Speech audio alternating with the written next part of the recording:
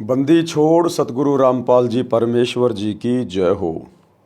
परमपिता परमात्मा सारी सृष्टि के रचनहार कुल मालिक असंख्य ब्रह्मांडों के स्वामी जगत गुरु तीनों लोकों में प्रवेश करके सबका भरण पोषण करने वाले राजाधिराज आत्माधार नाथों के नाथ देवों के देव महादेव सर्वेश्वर महेश्वर मृत्युंजय अजरो अमर आदि अनादि सनातनी प्रभु जगत पिता जगदीश्वर श्री श्री 1008 की उपाधि के वास्तविक अधिकारी अकाल मूर्त सौद स्वरूपी राम वासुदेव सर्वगतम ब्रह्म परम पूज्य प्रथम पूज्य परम संत परम पुरुष परम धनी परम दयालु सत्य कबीर हक्का कबीर अल्लाहु अकबर बाखबर अल्लाह ताला जगत के तारणहार जगत के मुक्तिदाता जगत के जगन्नाथ हारे के सहारे हिंदुओं के राम मुसलमानों के अल्लाह सिखों के वाहिगुरु ईसाइयों के मसीह दया के सागर दया निधि करुणा के सागर करुणा निधि स्वयंभू परिभू संकट मोचन कष्ट हरण मंगल करण दुख भंजन अविगत कबीर निर्विकार निर्विषम परमात्मा अलय अलेख सतगुरु आदि अनादि सतगुरु असली मर्यादा पुरुषोत्तम असली राम असली कृष्ण असली घनश्याम असली मुरारी राजाओं के राजा महाराजाओं के महाराजा शहंशाहों के शहंशाह सम्राटों के सम्राट भगवानों के भगवान अल्लाहों के अल्लाह प्रभुओं के प्रभु मसीहाओं के मसीह सच्चे वाहिगुरु बाबाओं के बाबा पीरों के पीर सेठों के सेठ जगत सेठ सावड़सा सेठ सर्वगुण संपन्न अनंत कोटि कलाओं के स्वामी अनंत कोटि ब्रह्मांडों के नायक योगियों में महायोगी ध्यानियों में महाध्यानी सिद्धों में परम सिद्ध ज्ञानियों में तत्व ज्ञानी ब्रह्म ज्ञानी महाज्ञानी परम ज्ञानी सर्वश्रेष्ठ ज्ञानी विज्ञानी युवा कबीर समरथ कबीर असमवात अमित ओजा सच्चे रहनुमा करीम अल्लाह शुभान अल्लाह दुनिया के अंतिम पैगंबर 8 सितंबर 1951 से गांव धनाना जिला सोनीपत हरियाणा भारतवर्ष की पावन भूमि पे प्रकट रियल कल्कि भगवान श्री नारायण साकार हरि श्री बाबा साहेब नूर अनंत परमात्मा संत श्रोमणी सतगुरु रामपाल जी परमेश्वर जी के चरण कमल में साध संगति से जुड़े हुए देश विदेश से आप और हम सभी सत्सेवक भाई बहनों का अनंत कोटि दंडवत प्रणाम।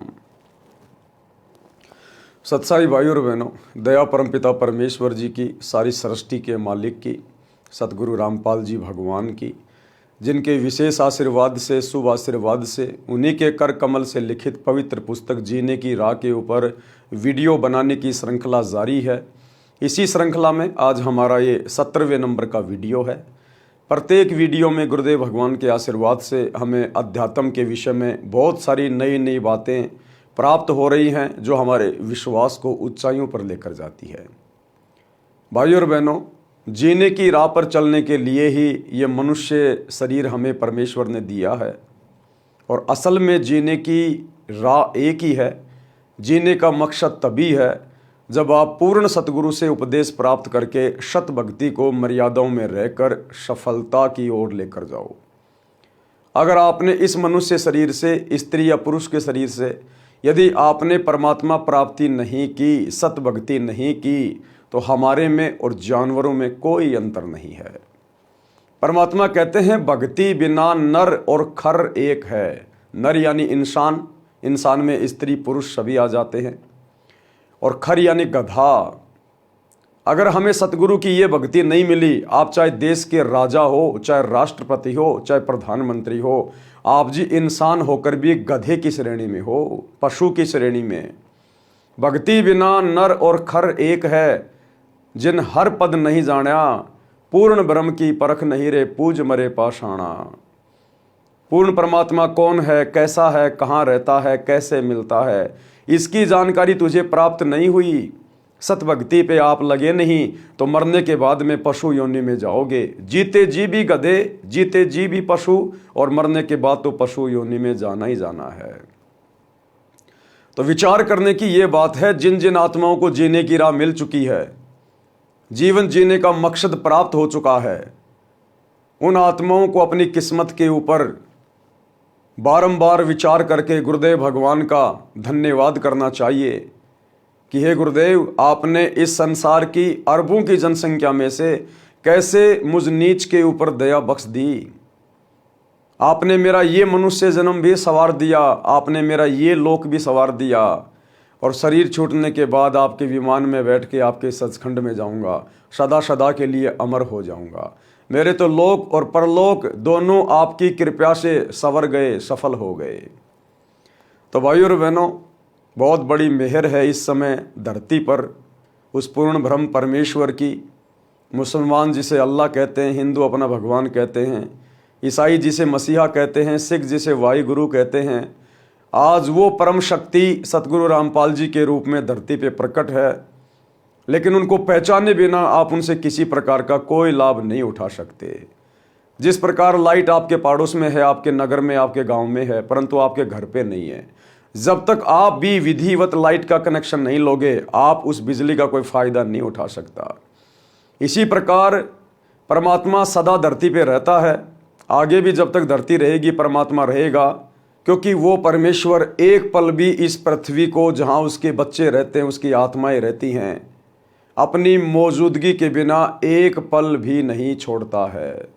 यानी सदा वो परमात्मा किसी न किसी रूप में इस धरती पर रहता है। लेकिन यदि हमने उस परमात्मा से लाभ उठाना है तो हमने कनेक्शन लेना पड़ेगा। वो परमात्मा सतगुरु रूप में धरती पे रहता है, संत रूप में रहता है, इसलिए हमने सतगुरु से उपदेश प्राप्त करना पड़ेगा, तब हमें उस परमेश्वर के गुणों का लाभ प्राप्त होगा। तो जिन्होंने कनेक्शन ले लिया है, यानी जो आत्माएं सन 1994 से सतगुरुदेव भगवान के चरणों में हैं, मर्यादाओं में हैं, विधिवत भक्ति कर रही हैं, गुरु की कृपा पात्र बनकर भक्ति कर रही हैं, उन आत्माओं को तो भली भांति पता है कि परमेश्वर क्या क्या लाभ देता है। यहाँ का राजा यदि आपका मित्र है, आपका पिता है, वो भी आपको वो परम सुख, वो लाभ नहीं दे सकता जो लाभ सतगुरु यहाँ आपको दे सकता है। जो लाभ आपको ब्रह्मा विष्णु महेश की भक्ति नहीं दे सकती, वो लाभ सतगुरु की शरण में आने से मिलता है। तो भाई और बहनों, आप और हमारा सौभाग्य, और सौभाग्य उन आत्माओं का भी होगा जो समय रहते इस जीने की राह पुस्तक को पढ़कर या यूट्यूब पर सतगुरु रामपाल जी के प्रवचन सुनकर समय रहते, महाविनाश के समय से पहले, अपनी दुर्गति करवाने से पहले सतगुरुदेव के ज्ञान को समझकर उनसे उपदेश लेकर भक्ति शुरू कर देंगे। तो पिछले वीडियो में गुरुदेव भगवान ने हमें भक्ति मार्ग के विषय में काफ़ी कुछ बताया, समझाया, हमें जानकारी हुई, ज्ञान प्राप्त हुआ, और ज्ञान से हम फिर मर्यादा तोड़ने से बचेंगे, और मर्यादा तोड़ने से बचेंगे तो हमारी भक्ति परवान चढ़ेगी, हम मोक्ष को प्राप्त करेंगे।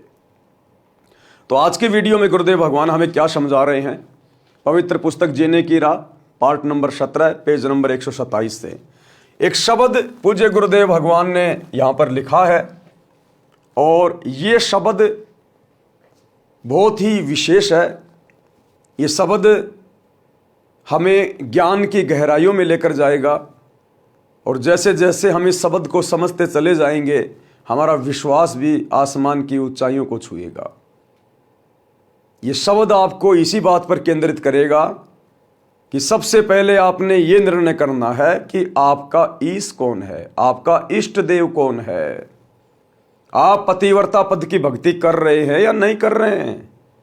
आपको वास्तव में असल में कबीर परमात्मा कौन है, इस बात का ज्ञान है भी या नहीं है, या खाली देखा देखी में भक्ति पे लग रहे हैं?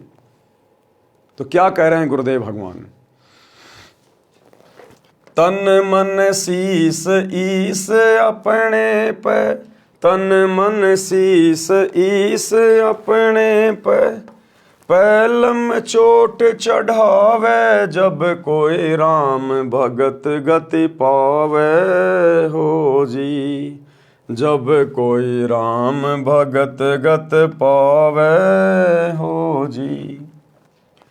तन, तन यानी शरीर, मन, मन यानी जो एलिमेंट हमारे शरीर को चला रहा है, कंट्रोल कर रहा है, और शीस, शीस यानी हमारी इच्छाएं, हमारी आशा, हमारी उम्मीद, हमारा समर्पण।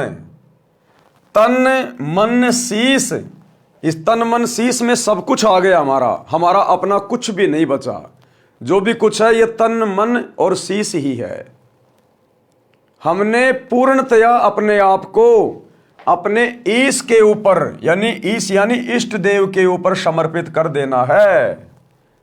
सतगुरु से उपदेश लेने के बाद हमने सर्वप्रथम तो ये पहचान कर लेनी चाहिए कि मेरा इष्ट कौन है, मेरा ईश कौन है। उसके बाद उस इष्ट के ऊपर, उस ईश के ऊपर अपने आप को कुर्बान कर देना है, समर्पित कर देना है। और भाई और बहनों, सबसे ज्यादा धोखा आत्माएं यहां पर इष्ट को पहचानने में करती हैं। समर्पित तो उसके बाद होंगे जब पहले हमें ईश की पहचान होगी कि इष्ट कौन है मेरा। तो जगत वाले भाई बहन वो तो अपना इष्ट मानते हैं, कोई ब्रह्मा को, कोई विष्णु को, कोई शिव जी को, कोई हनुमान जी को, कोई माता जी को। लेकिन सतगुरु से उपदेश लेने के बाद फिर आपने उन सभी देवी देवताओं को त्यागना पड़ेगा, छोड़ना पड़ेगा। हमने ईश मानकर उनकी भक्ति नहीं करनी, इष्ट मानकर उनकी भक्ति नहीं करनी, क्योंकि वे असल में इष्ट नहीं हैं। इष्ट उसे कहते हैं जो पूरी सृष्टि को बनाने वाला है। इस सृष्टि में ब्रह्मा विष्णु महेश भी आ गए, 33 करोड़ देवी देवता भी आ गए, काल और दुर्गा भी आ गई, महाकाल भी आ गया, अक्षर पुरुष। ऊपर के 4 लोक भी आ गए, सतलोक, अलख लोक, अगम लोक, अनामी लोक। इस पूरी कंस्ट्रक्शन को जिसने कंप्लीट किया है, जिसने बनाया है, असंख्य आत्माओं को बनाया है, ये सूरज, चांद, तारे, ब्रह्मांड, ग्रह, उपग्रह जिसने बनाए हैं, वो है इष्ट, वो है ईश। और पूरी सृष्टि का केवल एक ही ईश है, केवल एक ही इष्ट है, कबीर देव। तो जगत वाले भाई बहन जो अभी अभी सतगुरु रामपाल जी भगवान से जुड़े हैं, भक्ति कर रहे हैं, उन्होंने अपने पहले वाले नकली इष्टों को त्यागना पड़ेगा, नकली भगवानों को छोड़ना पड़ेगा, उनको इष्ट रूप में नहीं पूजना। उन भगत भाई बहनों ने यह पहचान करनी है गुरुदेव के सत्संग सुन के कि असल में मेरा इष्ट कौन है। तो सतगुरु की शरण में आने के बाद हमें पता चलेगा कि भक्तों का इष्ट, भक्तों का भगवान, भक्तों का परमात्मा उनका सतगुरु होता है। कौन होता है? सतगुरु। सतगुरु ही इष्ट होता है। लेकिन ये काल यहां पर बहुत बड़ा रोल प्ले करता है। इस ब्रह्मांड में भाई और बहनों 2 ही शक्तियां हैं, एक काल और एक दयाल। दयाल कबीर परमात्मा और काल 21 ब्रह्मांड का स्वामी ज्योति निरंजन, जो हर पॉइंट पर आपको भ्रमित करने की कुचेष्टा करेगा। उसका काम ही यह है, क्योंकि आप और हम उसका भोजन हैं, और कोई भी व्यक्ति अपने भोजन को इतनी आसानी से नहीं निकलने देगा। तो वो हमें कदम कदम पे भ्रमित करेगा इष्ट को लेकर। तो वर्तमान में हमारे खुद के भगत भाई बहन, सतगुरु रामपाल जी के फॉलोवर, विशेषकर जो शतलोक आश्रमों से जुड़े हुए हैं, सतगुरु रामपाल जी का परिवार, सभी कोऑर्डिनेटर, आश्रम संचालक, ये इष्ट को लेकर भ्रमित हैं और बुरी तरह से भ्रमित हैं। भले ही वो लोग 30 साल से भक्ति कर रहे हैं, 20 साल से भक्ति कर रहे हैं, लेकिन अभी तक गुरुदेव का कलियुगी परिवार, हमारे कोऑर्डिनेटर भाई बंधु और लाखों की संगत जो शतलोक आश्रमों में गुरुदेव के परिवार को आज गुरुदेव की गैर मौजूदगी में फॉलो करती है, किसी को नहीं पता कि असल में उनका इष्ट कौन है। जब बात आती है परमात्मा की, कबीर की, इष्ट की, तो सभी कह देते हैं कि वो दाढ़ी मूंछ वाले कबीर जी जो 650 साल पहले बनारस के काशी में आए थे, वो हमारे इष्ट हैं, हमारे कबीर, हमारे भगवान हैं। यही सबसे बड़ा धोखा संगत खा रही है। अरे वो तो 650 साल पहले आए थे, दाढ़ी मूंछ वाले रूप में तो 650 साल पहले आए थे। वर्तमान में उनका क्या रोल?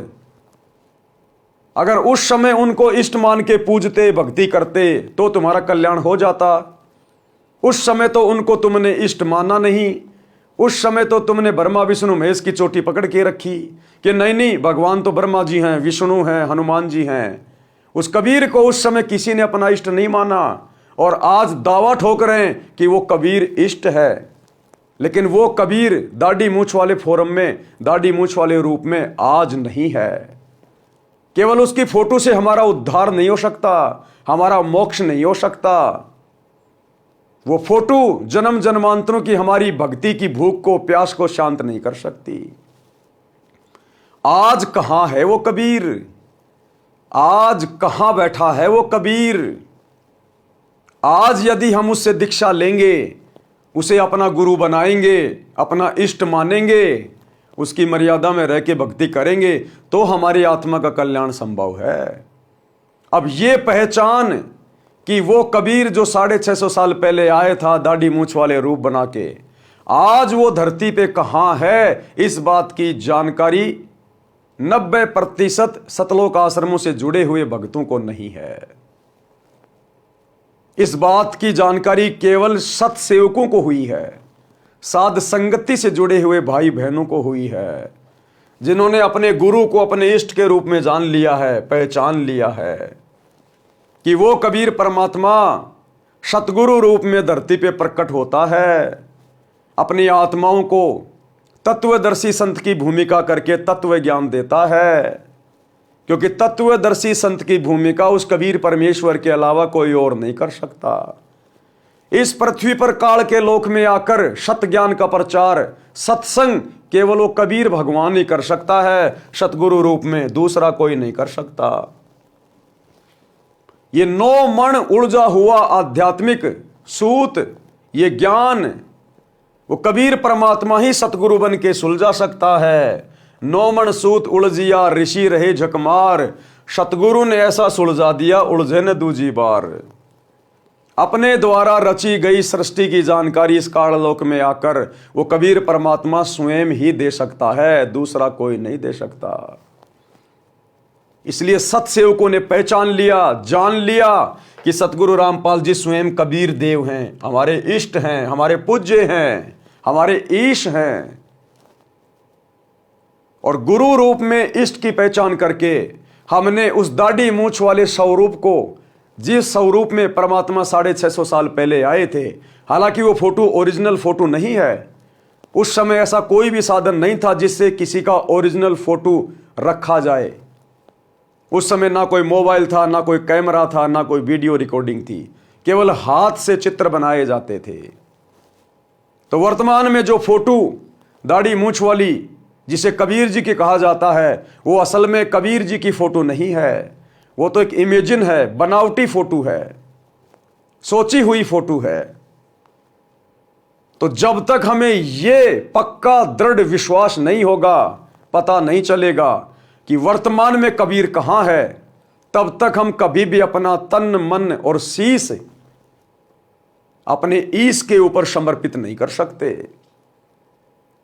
तो सौभाग्य है सत्सेवक भाई बहनों का, जिन्होंने सतगुरु आशीर्वाद से उनकी पहचान कर ली अपने इष्ट देव के रूप में, अपने परमेश्वर के रूप में, अपने कबीर देव के रूप में, और आज दृढ़ होकर अपना सर्वस्व अपने गुरुदेव के चरणों में न्योछावर करके अपना तन, अपना मन, अपना शीश और अपने ईश सतगुरु रामपाल जी के चरणों में समर्पित करके आज निश्चिंत होके भक्ति कर रहे हैं, निर्भय होके भक्ति कर रहे हैं। तो ईश के ऊपर, इष्ट के ऊपर अपना सब कुछ समर्पित करने से पहले हमें यह जानकारी होनी चाहिए कि हमारा इष्ट कौन है।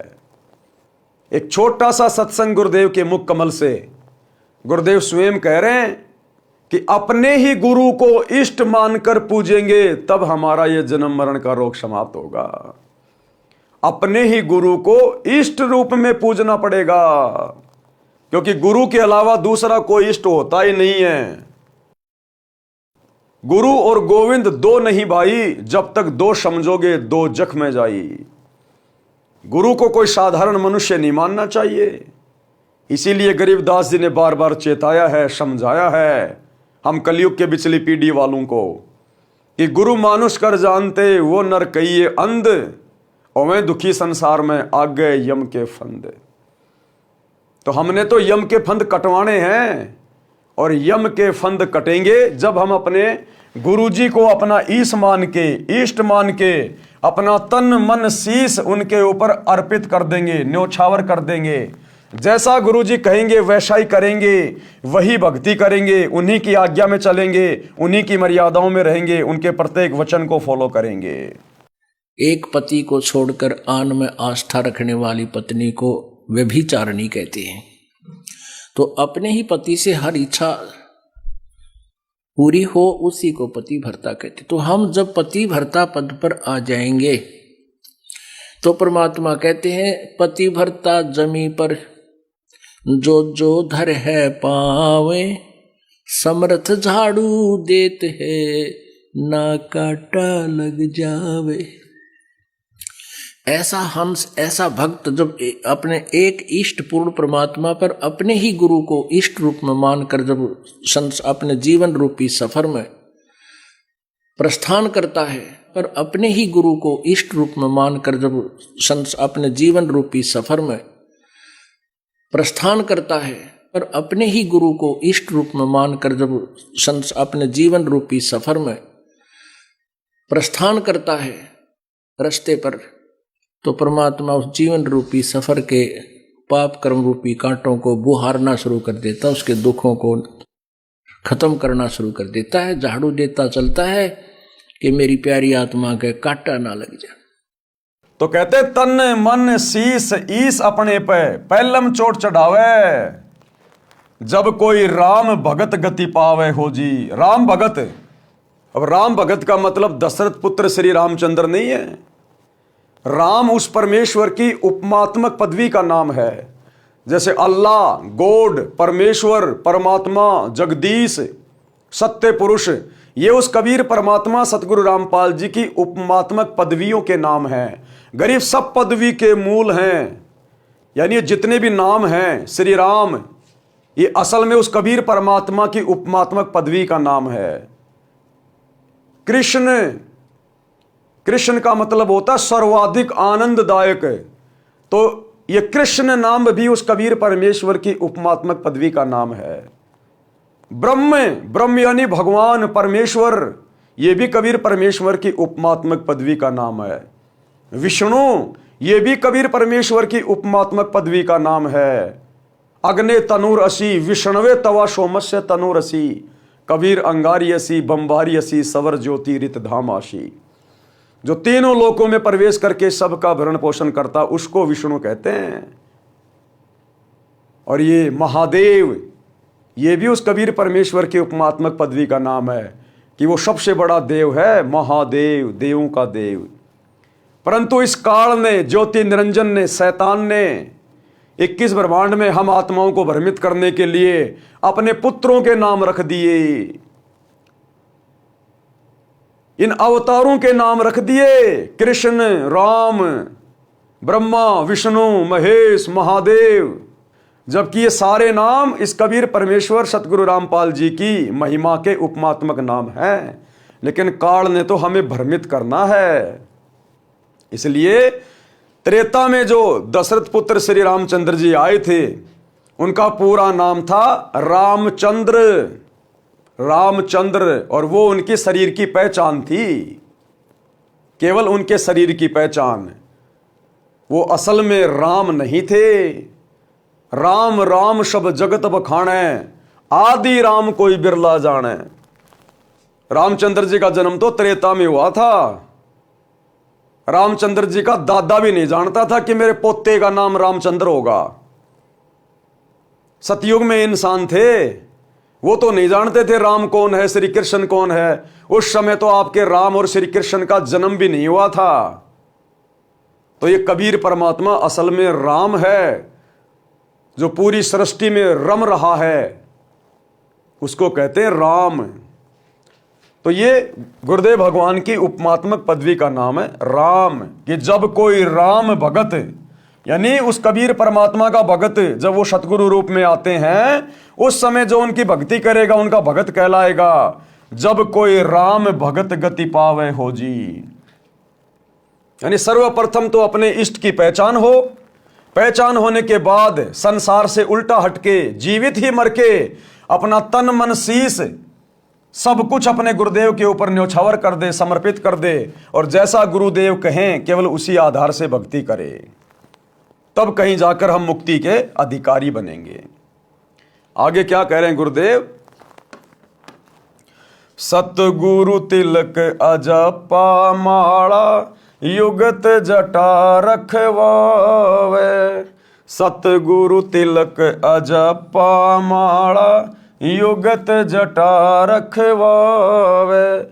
जत को पीन सत का चोला, भीतर भेख बनावे, जब कोई राम भगत गति पावे।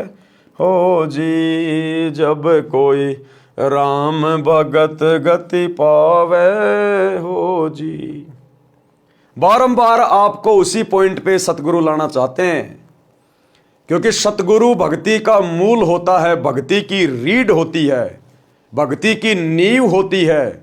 सतगुरु से ही भक्ति शुरू होती है, सतगुरु ही भक्ति को परवान चढ़ाता है, और सतगुरु से ही सतलोक में जाके ये हमारे जन्म मरण का रोग समाप्त होता है। तो क्या कह रहे हैं परमात्मा? सतगुरु तिलक अजप्पा माला। सतगुरुदेव हमारे तिलक हैं। जैसे हम लोग माथे पे निकालते हैं, तिलक कहां निकाला जाता है? मस्तिष्क पे। यहां पे तिलक निकाला जाता है, मस्तिष्क पे, यानी अति पूजनीय। तिलक का स्थान सबसे ऊपर होता है, यहां मस्तिष्क पे, जो सबको दिखाई दे। तो कहते हैं सतगुरु तिलक, यानी सतगुरु को भगत ने अपने जीवन में सर्वोपरि महत्व देना चाहिए। प्राथमिकता सबसे पहले अपने सतगुरु को देनी चाहिए। एकमात्र पूज्य देव भगत का केवल सतगुरु होना चाहिए। तो सबसे ज्यादा प्राथमिकता अपने गुरु जी को। सतगुरु तिलक अजप्पा माला, और सतगुरु से श्वास श्वास का नाम लेके फिर भक्ति करे दृढ़ होके, और युगत जटा रखवावे। ये फालतू के लंबे लंबे बाल बढ़ाना, दाढ़ी वाड़ी बढ़ाना, परमात्मा कहते हैं ये भक्ति मार्ग में इनकी कोई जरूरी नहीं है। युगत जटा, जो रास्ता भक्ति का तुझे सतगुरु बता रहा है, जो युक्ति तुझे बता रहा है मोक्ष प्राप्त करने की, वो तेरी जटा होनी चाहिए। सतगुरु की मर्यादाओं में रह के भक्ति कर, उनके अनुसार भक्ति की जो पद्धति है उसको ग्रहण कर। और जत कोपीन, जत यानी अपने धर्म का पक्का हो, अपने लंगोट का पक्का हो भगत। जति जीवन जिए। अगर शादीशुदा है तो केवल अपनी पत्नी तक समर्पित रहे, अन्य किसी बहन बेटी की तरफ गंदी नजर ना करे, व्यभिचार की शौपन में भी ना सोचे। और अगर शादीशुदा नहीं है तो किसी भी बहन बेटी की तरफ गंदी नजर से, गंदी नीयत से ना देखे, तब कहीं जाकर उस भगत का बेड़ा पार होगा। जत कोपीन, सत का चोला, हमेशा सत्य भाषण करे, झूठे प्रवचन कभी ना करे। और भीतर भेक बनावे, यानी बाहरी दिखावा करने की जरूरत नहीं है। ये तिलक लगाना, चंदन लगाना, गले में माला डालना, लाल पीले कपड़े पहनना, परमात्मा कहते हैं ये बाहरी दिखावे की जरूरत नहीं है। भीतर भेख बनावे, अंदर से भगत बनो। सतगुरु की शिक्षाओं को, मर्यादाओं को, उनकी आज्ञाओं में रहकर चलकर अंदर से भगत बनो। वो सतगुरु अंदर से देखेगा, सतगुरु बाहरी आवरण नहीं देखता। बाहरी आवरण के विषय में तो परमात्मा कहते हैं कंठी माला सुमरणी पहनने से क्या होए। अरे ऊपर ढूंढा साधु का और अंतर राख्या खोए। तेरे अंदर तो भक्ति है नहीं, मर्यादा तू फॉलो करता नहीं, सुमरण तू ढंग से करता नहीं, गुरु जी को तू हल्के में ले रहा है, और बाहर से तू भगत बनने का दिखावा कर रहा है। तो कहते हैं ऐसे बात नहीं बनेगी इस भक्ति मार्ग पर। सतगुरु के शरण में आने के बाद तूने पहले वाले आडंबर छोड़ने पड़ेंगे, त्यागने पड़ेंगे। वो हाथों में मालाएं बांध के रखना, गले में रुद्राक्ष की मालाएं, तिलक विलक लगाना, कुंडल उंडल डालना, कान छिदवाना, दाढ़ी वाड़ी बढ़ाना, जटा बढ़ाना, परमात्मा कहते हैं बाहरी दिखावा भक्ति मार्ग में नहीं चलता। सतगुरु तो अंदर से जानता है कि हम कितने भगत हैं।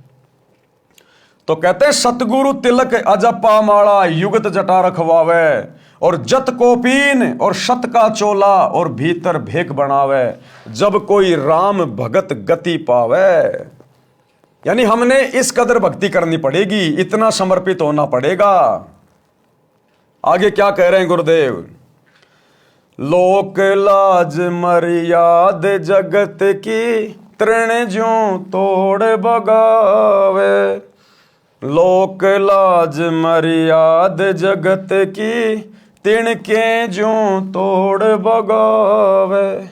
कामिनी कनक जहर कर जान, शहर अगमपुर जावे, जब कोई राम भगत गत पावे हो जी, जब कोई राम भगत गत पावे हो जी। लोक लाज मर्याद जगत की, तृण ज्यों तोड़ बगावे। तृण यानी तिनका, घास का तिनका।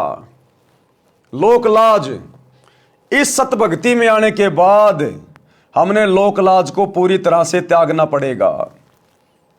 जब हम सतगुरु की शरण में आने के बाद इस काललोक की झूठी परंपराओं से पीछे हटना शुरू होंगे, ये होली, दिवाली, मकर संक्रांति, इन सभी फालतू के त्योहारों को मनाना छोड़ेंगे, सहयोग करना छोड़ेंगे। ये शादी, विवाह, भात, छूछक, लेन देन, पीलिया सीढ़िया, इन फालतू की परंपराओं से पीछे हटेंगे। शादी विवाह में ढोलक, बैंड बाजा, डीजे, हाथी घोड़े, पंडित बाराती, फेरे वेरे, दुनिया भर का दिखावा, लेन देन, जब हम इन रीति रिवाजों से पीछे हटेंगे और जितने भी ये डमी गॉड हैं इन सब की भक्ति को छोड़ेंगे, उस समय हमारे रिश्तेदार, हमारे यार दोस्त, हमारे आसपास रहने वाले लोग, समाज के लोग, घर परिवार के लोग जो भक्ति नहीं कर रहे हैं तो ये नकली भक्ति कर रहे हैं, आन उपासना कर रहे हैं, वो फिर हमारे विरोध में आएंगे, क्योंकि उनकी परंपरा हमारी परंपराओं में रात दिन का अंतर हो जाएगा, उनके विचारों में हमारे विचारों में रात दिन का अंतर हो जाएगा। तो घर घर में झगड़ा बनेगा, विरोध होगा, संघर्ष करना पड़ेगा। तो परमात्मा कहते हैं उस समय आपने उस समाज की झूठी लोक लाज को, मर्यादाओं को, परंपराओं को, रीति रिवाजों को आपने घास के सूखे तिनके की तरह तोड़ के फेंकना पड़ेगा कि भैया मुझे तो मोक्ष चाहिए, सतलोक चाहिए। बाढ़ में गया तेरा समाज, बाढ़ में गया तेरा परिवार।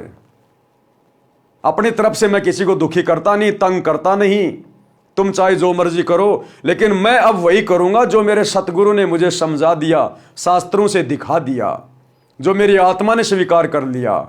तो कहते हैं उन समाज की झूठी लोकलाज, परंपराओं को, मर्यादाओं को सूखे घास के तिनके की तरह तोड़ के फेंक दे कि जाओ, अब कोई लेना देना नहीं है, ये दास तो अब नहीं मानने वाला। कहते हैं सतगुरु भी साथ में रहता भगत के, दूर नहीं होता। सतगुरु के अंग संग रहे बिना, सतगुरु के विशेष आशीर्वाद के बिना, उनकी छत्र छाया के बिना इस काल लोक में आप काल लोक की एक भी मर्यादा से पीछे नहीं हट सकते। तो ये ना सोचना कि मेरे को ज्ञान हो गया, मैं तो दृढ़ हो गया, इसलिए मैं संघर्ष कर रहा हूं। सतगुरु तेरी पीठ पीछे खड़ा है। यहां पर बहुत बड़े बड़े ज्ञानी होके जा लिया जो गधे बन के घूम रहे हैं। ये अकेले ज्ञानवान से कुछ नहीं होता। जब तक सतगुरु पीठ पीछे ना खड़ा रहे तब तक आप इस काललोक की एक भी मर्यादा से पीछे नहीं हट सकते। तो यदि आप संघर्ष कर रहे हैं, आपके अंदर वो हिम्मत पैदा हो रही है, तो कभी इस बात के ऊपर घमंड मत कर लेना, अहंकार ना ले आना कि मुझे ज्ञान हो गया है, मेरे अंदर भक्ति की शक्ति आ गई, मैं संघर्ष कर रहा हूं। कुछ नहीं कर रहा। अगर सतगुरु ढीला छोड़ दे, क्योंकि वो पतंग की डोर, भगत की डोर सतगुरु ने अपने हाथ में पकड़ रखी है, केवल वो पतंग उड़ती दिखाई देती है, लोगों को डोर दिखाई नहीं देती। डोर तो उस समय दिखाई देगी जब वो पतंग के हम नजदीक आएंगे, पतंग उड़ाने वाले के नजदीक आएंगे। अन्यथा दूर बैठे आदमी को वो डोर दिखाई नहीं देती, खाली पतंग दिखाई देता है। तो कोई ये ना सोचे वो पतंग अपने बलबूते पे उड़ रही है, नहीं, उस पतंग को डोर से पतंग उड़ाने वाले ने, सतगुरु ने बांध रखा है। तो भाई और बहनों, मन में कभी अहंकार ना आ जाए। तो सतगुरु के विशेष आशीर्वाद के बिना, दया दृष्टि के बिना हम इस काललोक की एक भी मर्यादा में हेराफेरी नहीं कर सकते, हम संघर्ष नहीं कर सकते, त्याग नहीं सकते। तो सतगुरु भी पल पल हमारे साथ में रहता है, इस बात को हमने भूलना नहीं चाहिए। लेकिन सतगुरु रहेगा उसी आत्मा के साथ, उसी भगत के साथ, उसी बहन बेटी के साथ जो सतगुरु की मर्यादा में रह के भक्ति करेगी, जो सतगुरु को अपना इष्ट मान के भक्ति करेंगे। अन्यथा समाज की मर्यादाओं से आप हट नहीं सकते। और यही कारण है आज 2025 तक गुरुदेव की गैर हाजिरी में शतलोक आश्रमों से जुड़े हुए भाई बहन इन मर्यादाओं को छोड़ नहीं पा रहे, इन परंपराओं को, लोकलाज को तोड़ नहीं पा रहे। राजनेताओं के दबाव में आकर राजनेताओं की रैलियों में चले जाते हैं। इनको डर है कि यदि हमने सरकारों को सपोर्ट नहीं किया तो हमारे आश्रम बंद करवा दिए जाएंगे, धार्मिक धंधा बंद हो जाएगा।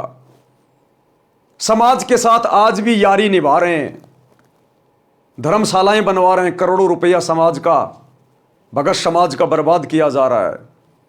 आज भी अपने आश्रम चलाने के लिए गुरुदेव का परिवार धनाना गांव वालों के लिए स्टेडियम बना रहा है, हर प्रकार से गुलामियां कर रहा है, चापलूसी कर रहा है। क्यों? क्योंकि उनको अभी तक इष्ट की पहचान नहीं है। अभी तक उन्होंने अपने गुरु को मानुष ही मान रखा है, इसलिए सतगुरु उनके साथ में नहीं है, केवल उनके संस्कार उनके साथ में है। और अकेले संस्कार के बलबूते पे आप इस काललोक में, काललोक की शक्तियों के साथ में संघर्ष नहीं कर सकते। तो सतगुरु पल पल, कदम कदम साए की तरह अपने सत्सेवक बच्चों के साथ है, जिन सत्सेवक बच्चों ने आज पूरी दुनिया से पंगा ले रखा है। सत्सेवक एक तरफ, समाज की मर्यादा एक तरफ, और आज अपने गुरु को इष्ट मान के घर घर में उनका आसन लगा के, बेड लगा के, ज्ञान को आधार बना के, घर को आश्रम बना के, और गीता अध्याय 3 श्लोक 13 के अनुसार अपने गुरु को परमात्मा मान के, इष्ट मान के घर घर में भोग लगाया जा रहा है। और सतगुरु की छप्पर फाड़ दया हो रही है, छप्पर फाड़। जो असीम शांति, जो सुख आज सत्सेवक भाई बहनों को है, धरती पर किसी को नहीं है, यहाँ के राजा को भी नहीं है। और राजा भी पल पल टेंशन में जीता है, पल पल टेंशन में। तो ये कुछ नियम है, ये फॉर्मूले, इनको भगत ने जब तक अपने जीवन पे लागू नहीं किया तब तक वो सतगुरु से कोई विशेष आशीर्वाद प्राप्त नहीं कर पाएगा। तो कहते हैं लोक लाज मर्याद जगत की, तिनके ज्यों तोड़ बगावे, और कामिनी कनक जहर कर जाने। कामिनी यानी स्त्री, औरत, और ये कनक यानी सोना। कहते हैं जो स्त्री को और सोने को जहर के समान मानेगा, शहर अगमपुर जावे, वही आत्मा सतलोक में प्रवेश कर सकती है। तो बताओ ये रजा किसके ऊपर? आज घर घर में, पति पत्नी में, भाई बहन के रिश्ते कहां बन रहे हैं? आज संगत में यदि किसी ने पूरी तरह से सोने चांदी के गहने पहनना छोड़ा है तो किसने छोड़ा है? बताने की जरूरत नहीं है, सबको पता है। साथ संगति से जुड़ी हुई आत्माओं ने 25-25 साल की उम्र में सत्सेवकों के घरों में भाई बहन के रिश्ते बन चुके हैं, जो पहले पति और पत्नी के रिश्ते में थे, जिनके संतान भी नहीं है और जिनकी उम्र भी ज्यादा नहीं है। आज वो भगत भाई बहन भी इस ज्ञान को आधार बनाकर अपनी आत्मा के कल्याण के लिए भाई बहन के रिश्तों में आ चुके हैं कि असंख्य जन्म हो गए बच्चे पैदा करते करते। हम तो काल की खुराक पैदा कर रहे हैं, काल की खुराक। सतगुरु नहीं कहेगा खुल के, क्योंकि सतगुरु ने तो इसको श्राप दे रखा है रोजाना 1 लाख मानव शरीरधारी प्राणी खाने का। तो सतगुरु कैसे ये पैदावार को बंद करवाएगा? सतगुरु कैसे अपने बेटे के विरुद्ध जाएगा? सतगुरु कैसे काल के विरुद्ध जाएगा? इसलिए सतगुरु नहीं कहेगा, सतगुरु वचन में है। लेकिन सतगुरु ने यहां संकेत कर दिया कि अगर तुम्हें सतलोक जाना है तो तुमने इस बच्चे पैदा करने वाली फैक्ट्री से बचना होगा। कामिनी यानी स्त्री, और ये कणक यानी सोना। जहर कर जाने, शहर अगमपुर जावे, जब कोई राम भगत गति पावे। आगे क्या कह रहे हैं गुरुदेव? जो पतिव्रता पति से राती, आन पुरुष ना भावे।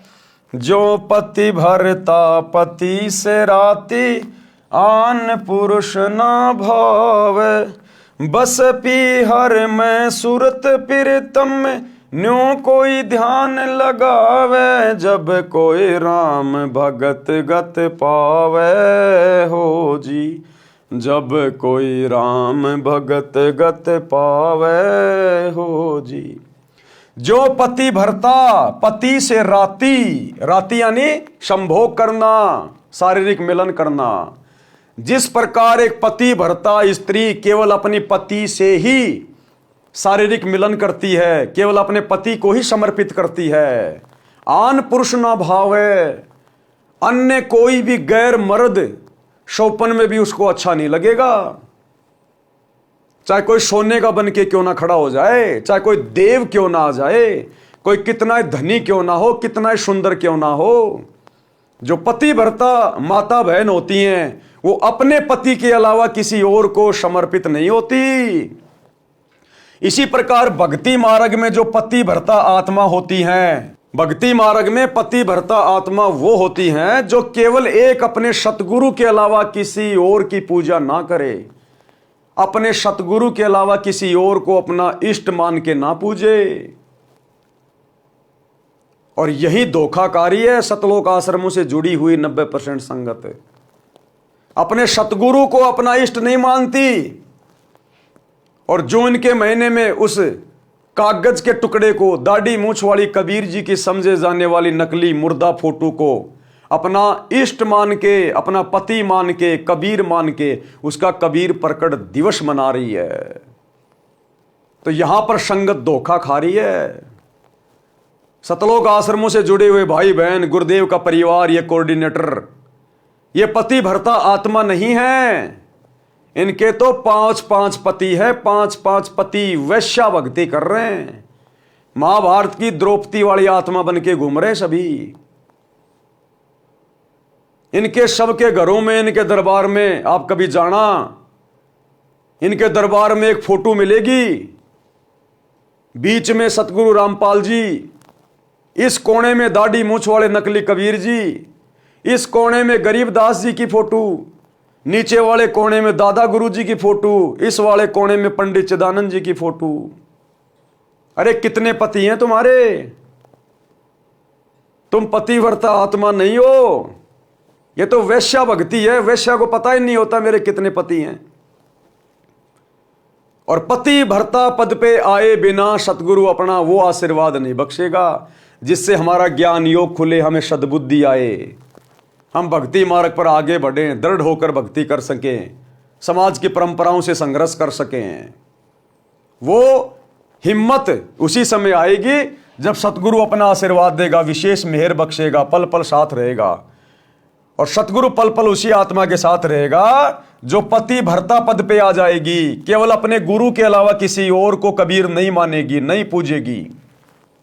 तो कहते हैं जो पति भर्ता पति से राती आन पुरुष ना भावे, और बशे पीहर में प्रीत सुरतम में न्यों कोई ध्यान लगावे।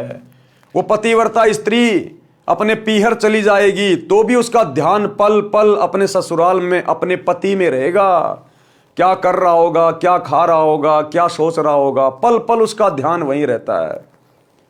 तो इसी प्रकार हम इस सांसारिक काल के लोक में घूमेंगे फिरेंगे, रोजी रोटी के लिए भी धक्के खाएंगे, और भी अनेक काम यहाँ पे हमारे को करने पड़ते हैं। मजदूरी भी कर रहा है, कोई नौकरी कर रहा है, लेकिन पल पल भगत का चिंतन, भगत का ध्यान अपने सतगुरुदेव के चरणों में होना चाहिए। उनकी भक्ति से लगे रहना चाहिए, अपना नाम सुमरण करते रहना चाहिए। जब भी मौका मिल जाए, जरा सी काम से फुर्सत मिले, अपना सत्संग सुन लेना चाहिए, अपने गुरुदेव की महिमा कर लेनी चाहिए। बशे पीहर में और सुरत पीरतम में कर रहे हैं काम धंधा, गाड़ी पे आ रहे हैं जा रहे हैं, लेकिन ध्यान गुरु की भक्ति में, गुरु के गुणगान में, सुमरण में। तो कहते हैं बशे पीहर में और सुरत पीरतम में न्यों कोई ध्यान लगावे, जब कोई राम भगत गति पावे। आगे क्या कह रहे हैं गुरुदेव? निंदा स्तुति मान बढ़ाई मन से मार गिरावे। निंदा स्तुति मान बढ़ाई मन से मार गिरावे। अष्ट सिद्धि की अटक न माने आगे कदम बढ़ावे। जब कोई राम भगत गति पावे हो जी, जब कोई राम भगत गति पावे हो जी। भगत ने कभी भी किसी की निंदा नहीं करनी चाहिए।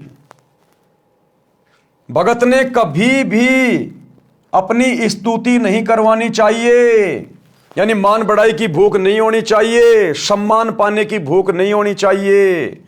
निंदा स्तुति मान बढ़ाई मन से मार गिरावे। कति दिल से निकाल दे, खत्म कर दे कि इस गंदे लोक में वैसे सब दुखी हैं, मैं किसकी निंदा चुगली करूं। निंदा चुगली के यहां दो अर्थ हैं भाई और बहनों, ध्यान रखना। सच को सच कहना किसी की निंदा चुगली करना नहीं होता है। परमात्मा कहते हैं साचा शब्द कबीर का प्रकट किया जगमाही, और जैसे को तैसा कहे सो तो निंदा नाही। चोर को चोर कहना, गलत को गलत कहना, यह किसी की निंदा चुगली नहीं है। हां, आप जिसके बारे में जानते नहीं, पहचानते नहीं, और दूसरे की देखा देखी, दूसरे के कहने से यदि आप उसकी बुराई कर रहे हैं तो वो निंदा चुगली में आएगा। लेकिन सच को सच कहना, गलत को गलत कहना, यह निंदा चुगली में नहीं आता। तो भगत ने दुनिया की देखा देखी, निंदा चुगली करके अपने कर्म नहीं फोड़ने चाहिए, और भगत ने कभी भी अपनी पूजा नहीं करवानी, अपनी महिमा सुन के उसको खुश नहीं होना। जिस प्रकार गुरुदेव के दोनों लड़के गोहाना जाट महासभा के उद्घाटन में अपने गले में फूलों की मालाएं डलवा के खुश होके घूम रहे हैं, ये अपनी पूजा करवाना है, अपनी स्तुति करवाना है, अपना गुणगान करवाना है। इस भक्ति मार्ग में अगर कोई स्तुति के योग्य है, कोई पूजा के योग्य है, कोई सम्मान के योग्य है, तो केवल हमारा इष्ट सतगुरु रामपाल जी भगवान। तो कहते हैं निंदा स्तुति मान बढ़ाई मन से मार गिरावे। अपने आप को मिट्टी समझे, मिट्टी, रिजेक्टेड, कि मेरा तो बड़ी मुश्किल से दाव लगा है, सतगुरु के चरणों में पड़ा रहूं आजीवन मर्यादाओं के साथ, नहीं तो यहां कुछ लेना देना नहीं।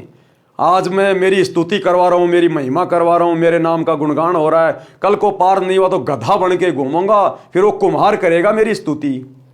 2.5 मन का बोरा रखेगा, पीछे से मारेगा लठ कि जा बेटा ऊपर ईंट चढ़ा के आ, ऊपर से पक्की ईंट नीचे लेके आ। तब पता चलेगा वो गले में माला डलवाने का क्या मतलब होता है भक्ति मार्ग में। तो गुरुदेव कहते हैं निंदा स्तुति मान बढ़ाई मन से मार गिरावे। अष्ट सिद्धि की अटक न माने। चाहे तुम्हारे अंदर कितनी पावर आ जाए, कितनी शक्तियां आ जाए, कैसी तुम्हारे अंदर कोई सिद्धि आ जाए, हमने थूकना भी नहीं है, उस तरफ थूकना भी नहीं है। हमने किसी को दुआ नहीं देनी, किसी को बद्दुआ नहीं देनी। हमने भूलकर भी ये गलती नहीं करनी। अगर 8 सिद्धियां भी हमारे हाथ में आ जाएं तो भी हमने थूकना नहीं है उनकी तरफ कि भैया हमने तो सतलोक में जाना है, हमने क्या लेना देना इन सिद्धियों से, इन रिद्धियों से। अष्ट सिद्धि की अटक न माने, आगे कदम बढ़ावे, यानी आगे की तरफ बढ़े भक्ति मार्ग में कि भैया हमने तो अपना रोग कटवाना है। आशा नदी उलट कर डाटे और आडा बांध लगावे। आशा नदी, मन में तरह तरह की काल इच्छाएं उठाएगा, तरह तरह की जिज्ञासा पैदा होंगी। बड़ा मकान बना लूं, बड़ी गाड़ी ले आऊं, बेटी का ब्याह ऐसे करूंगा, ऐसे करूंगा, यानी दुनिया में मान बढ़ाई के लिए, दिखावे के लिए, मान सम्मान के लिए ये काल मन में तरह तरह की बकवाद पैदा करेगा। तो परमात्मा कहते हैं ये भक्ति रूपी आडा बांध लगा दे, आगे दीवार खींच दे। जैसे बांध होता है ना, बांध एक बहुत मोटी एक दीवार होती है जो पानी को रोक के रखती है। तो गुरुदेव कहते हैं अपने गुरु के तत्व ज्ञान रूपी दीवार का बांध लगा दे आगे। ये मन में उठने वाली इच्छाएं, तरह तरह की चाहत, मान बढ़ाई की, ये सब मिटा दे, काट दे, तत्व ज्ञान से रोक दे, आडा बांध लगा दे। आशा नदी उलट कर डाटे, आडा बांध लगावे, और भवजल खार समुद्र में भौर न खोड़ मिलावे। और इस गंदे लोक से निकलने का प्रयास करे, वापस हमें दोबारा से खोड़ ना मिल जाए। खोड़ यानी शरीर। हे भगवान हमें दोबारा इस गंदे लोक में कोई शरीर ना मिल जाए। हमारा तो इसी जन्म में बेड़ा पार करो परमात्मा। इस कदर हमने अपनी सभी इच्छाओं को समाप्त करना है, जो भौतिक इच्छाएं हैं, जो लोगों की देखा देखी हमारे मन में पहले उठा करती थी। उसका छोरा नौकरी लग गया, मैं भी अपने छोरे को बड़ी बड़ी स्कूल में पढ़ाऊं, बड़ी बड़ी मैं कोचिंग कराऊं, मेरे छोरे को डॉक्टर बनाऊं, इंजीनियर बनाऊं, घर में पैसे आएंगे, समाज में मेरा नाम होगा, मैं पंचायती बन जाऊंगा, गांव में मेरी इज्जत होगी। कहते आशा नदी उलट के डाटे, आडा बांध लगावे। बाढ़ में गए ही वो सरपंची, कल को कुत्ता बन के घूमेगा, फिर तेरे को कौन पंचायत में बुलाएगा। तो हमने आगे का भविष्य देख के गुरुदेव के ज्ञान आधार से कि अगर भक्ति सफल नहीं हुई तो क्या क्या कष्ट उठाएंगे, उन चीजों को आंखों के सामने रख के हमने भक्ति पर लगे रहना है। गगन महल गोविंद गुमानी, पलक माही पहुंचावे। गगन महल गोविंद गुमानी, पलक माही पहुँचावे। नितानंद माटी का मंदिर, नूर तेज हो जावे। जब कोई राम भगत गति पावे, हो जी जब कोई राम भगत गति पावे, हो जी। अब ये नित्यानंद जी ने कबीर परमात्मा के हर शब्द के आगे अपना ठप्पा मार रखा है। कोई बात नहीं, गगन महल हम जान गए, गगन महल सतलोक को कहते हैं। गगन महल गोविंद गुमानी, ये गुमानी नित्यानंद जी के गुरु का नाम था, और गोविंद यानी परमात्मा, यानी गुरु गुमानी, गोविंद गुमानी। तो आज हमें पता चल गया असल में गोविंद कौन है। सतगुरु रामपाल जी परमेश्वर है, जो हमें गगन महल में बैठा देगा, हमें सतलोक में पहुंचा देंगे। गगन महल गोविंद गुमानी, पलक माई पहुंचावे। 1 सेकंड में परमात्मा हमें उस सतलोक में बैठा देगा, हमारे भक्ति भाव को देख के। मालिक कहते हैं जीवन तो थोड़ा ही भला, जय सत सुमरण होए। ये 1,00,000 बरस का जीवना लेखे धरे न कोई। तुम कर दो पल में पार हो जा रजा थारी। 1 पल में पलक माही पहुंचावे। तुम कर दो पल में पार हो जा रजा थारी। यदि हमने अपने सतगुरु को इष्ट मानकर उनके बताए अनुसार भक्ति करके, मर्यादा में रह के, समाज की लोक लाज मर्यादाओं से पीछे हटके यदि हमने इनको प्रसन्न कर लिया, तो पलक माही पहुंचावे। फिर इस परमेश्वर के हाथ का काम है, इसको रोकने वाला कोई नहीं सृष्टि में। फिर इनका हाथ पकड़ने वाला कोई नहीं है कि इन आत्माओं को कहां लेके जा रहा है। ये सबका बाप है। फिर पलक माही पहुंचावे ऐसी आत्मा को, ऐसे समर्पित भगत को, जो तन मन शीस ईस अपने पे पहलम चोट चढ़ावे। ये परमात्मा पलक माही उस आत्मा को सतलोक में जा बैठाएगा, पलक माही। और हमने तो जाना सतलोक, इसलिए जो कुर्बानी हम दे सकें वो कुर्बानी हम दे दें, क्योंकि हमारा तो टारगेट ही सतलोक है। तो हमने तो अपना सब कुछ अपने गुरुदेव भगवान को इष्ट मान के समर्पित करके रखना है। नित्यानंद माटी का मंदिर, माटी का मंदिर मानिए शरीर, नश्वर कब समाप्त हो जाए, मिट्टी का घर। और सतलोक में जाने के बाद नूर तेज हो जावे, फिर वहां पर नूरी शरीर मिलेगा, कभी भी नष्ट ना होने वाला अविनाशी शरीर देगा परमात्मा। तो कहते हैं ये माटी का महल, ये मिट्टी का मंदिर, ये नश्वर शरीर, फिर सतलोक में जाने के बाद परमात्मा इसको नूरी बना देगा, नूर का शरीर मिलेगा। फिर शब्दार्थ, संत नित्यानंद जी ने भक्ति को सफल करने की विधि बताई है। अब विधि तो भाई सतगुरु बताता है, नित्यानंद जी को क्या पता बेचारे को भक्ति कैसे सफल होगी। उसको सतलोक का पता नहीं, सतलोक की भक्ति का पता नहीं। वो तो वैष्णव भक्ति करता था, श्री विष्णु जी की भक्ति तक का उसको ज्ञान था थोड़ा बहुत है। वो नित्यानंद जी हमें क्या बताएंगे, लेकिन सतगुरु हमेशा दूसरों को ही महिमा देते हैं। तो कह रहे संत नित्यानंद जी ने भक्ति सफल करने की विधि बताई है। कहा है कि गुरु जी से दीक्षा लेने के पश्चात परमेश्वर को पूर्ण रूप से समर्पित हो जाना चाहिए। गुरु जी से दीक्षा लेने के बाद परमेश्वर के प्रति समर्पित हो जाना चाहिए, क्योंकि गुरु से दीक्षा लेने के बाद हमें ज्ञान होगा और हमें फिर यह पता चलेगा कि वो गुरु ही परमेश्वर है। गुरु बड़े हैं गोविंद से मन में देख विचार, हरि सुमरे सो वार हैं गुरु भजे होई पार। अरे 7 दीप और 9 खंड में गुरु से बड़ा ना कोई, करता करे ना कर सके सतगुरु करे सो होए। गुरु और गोविंद 2 नहीं भाई, जब तक 2 समझोगे 2 जग में जाई।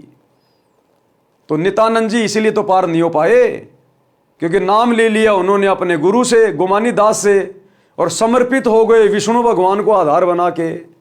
अरे भैया अपने गुरु पे समर्पित होना होता है, अपने गुरु पे, क्योंकि गुरु ही गोविंद होता है।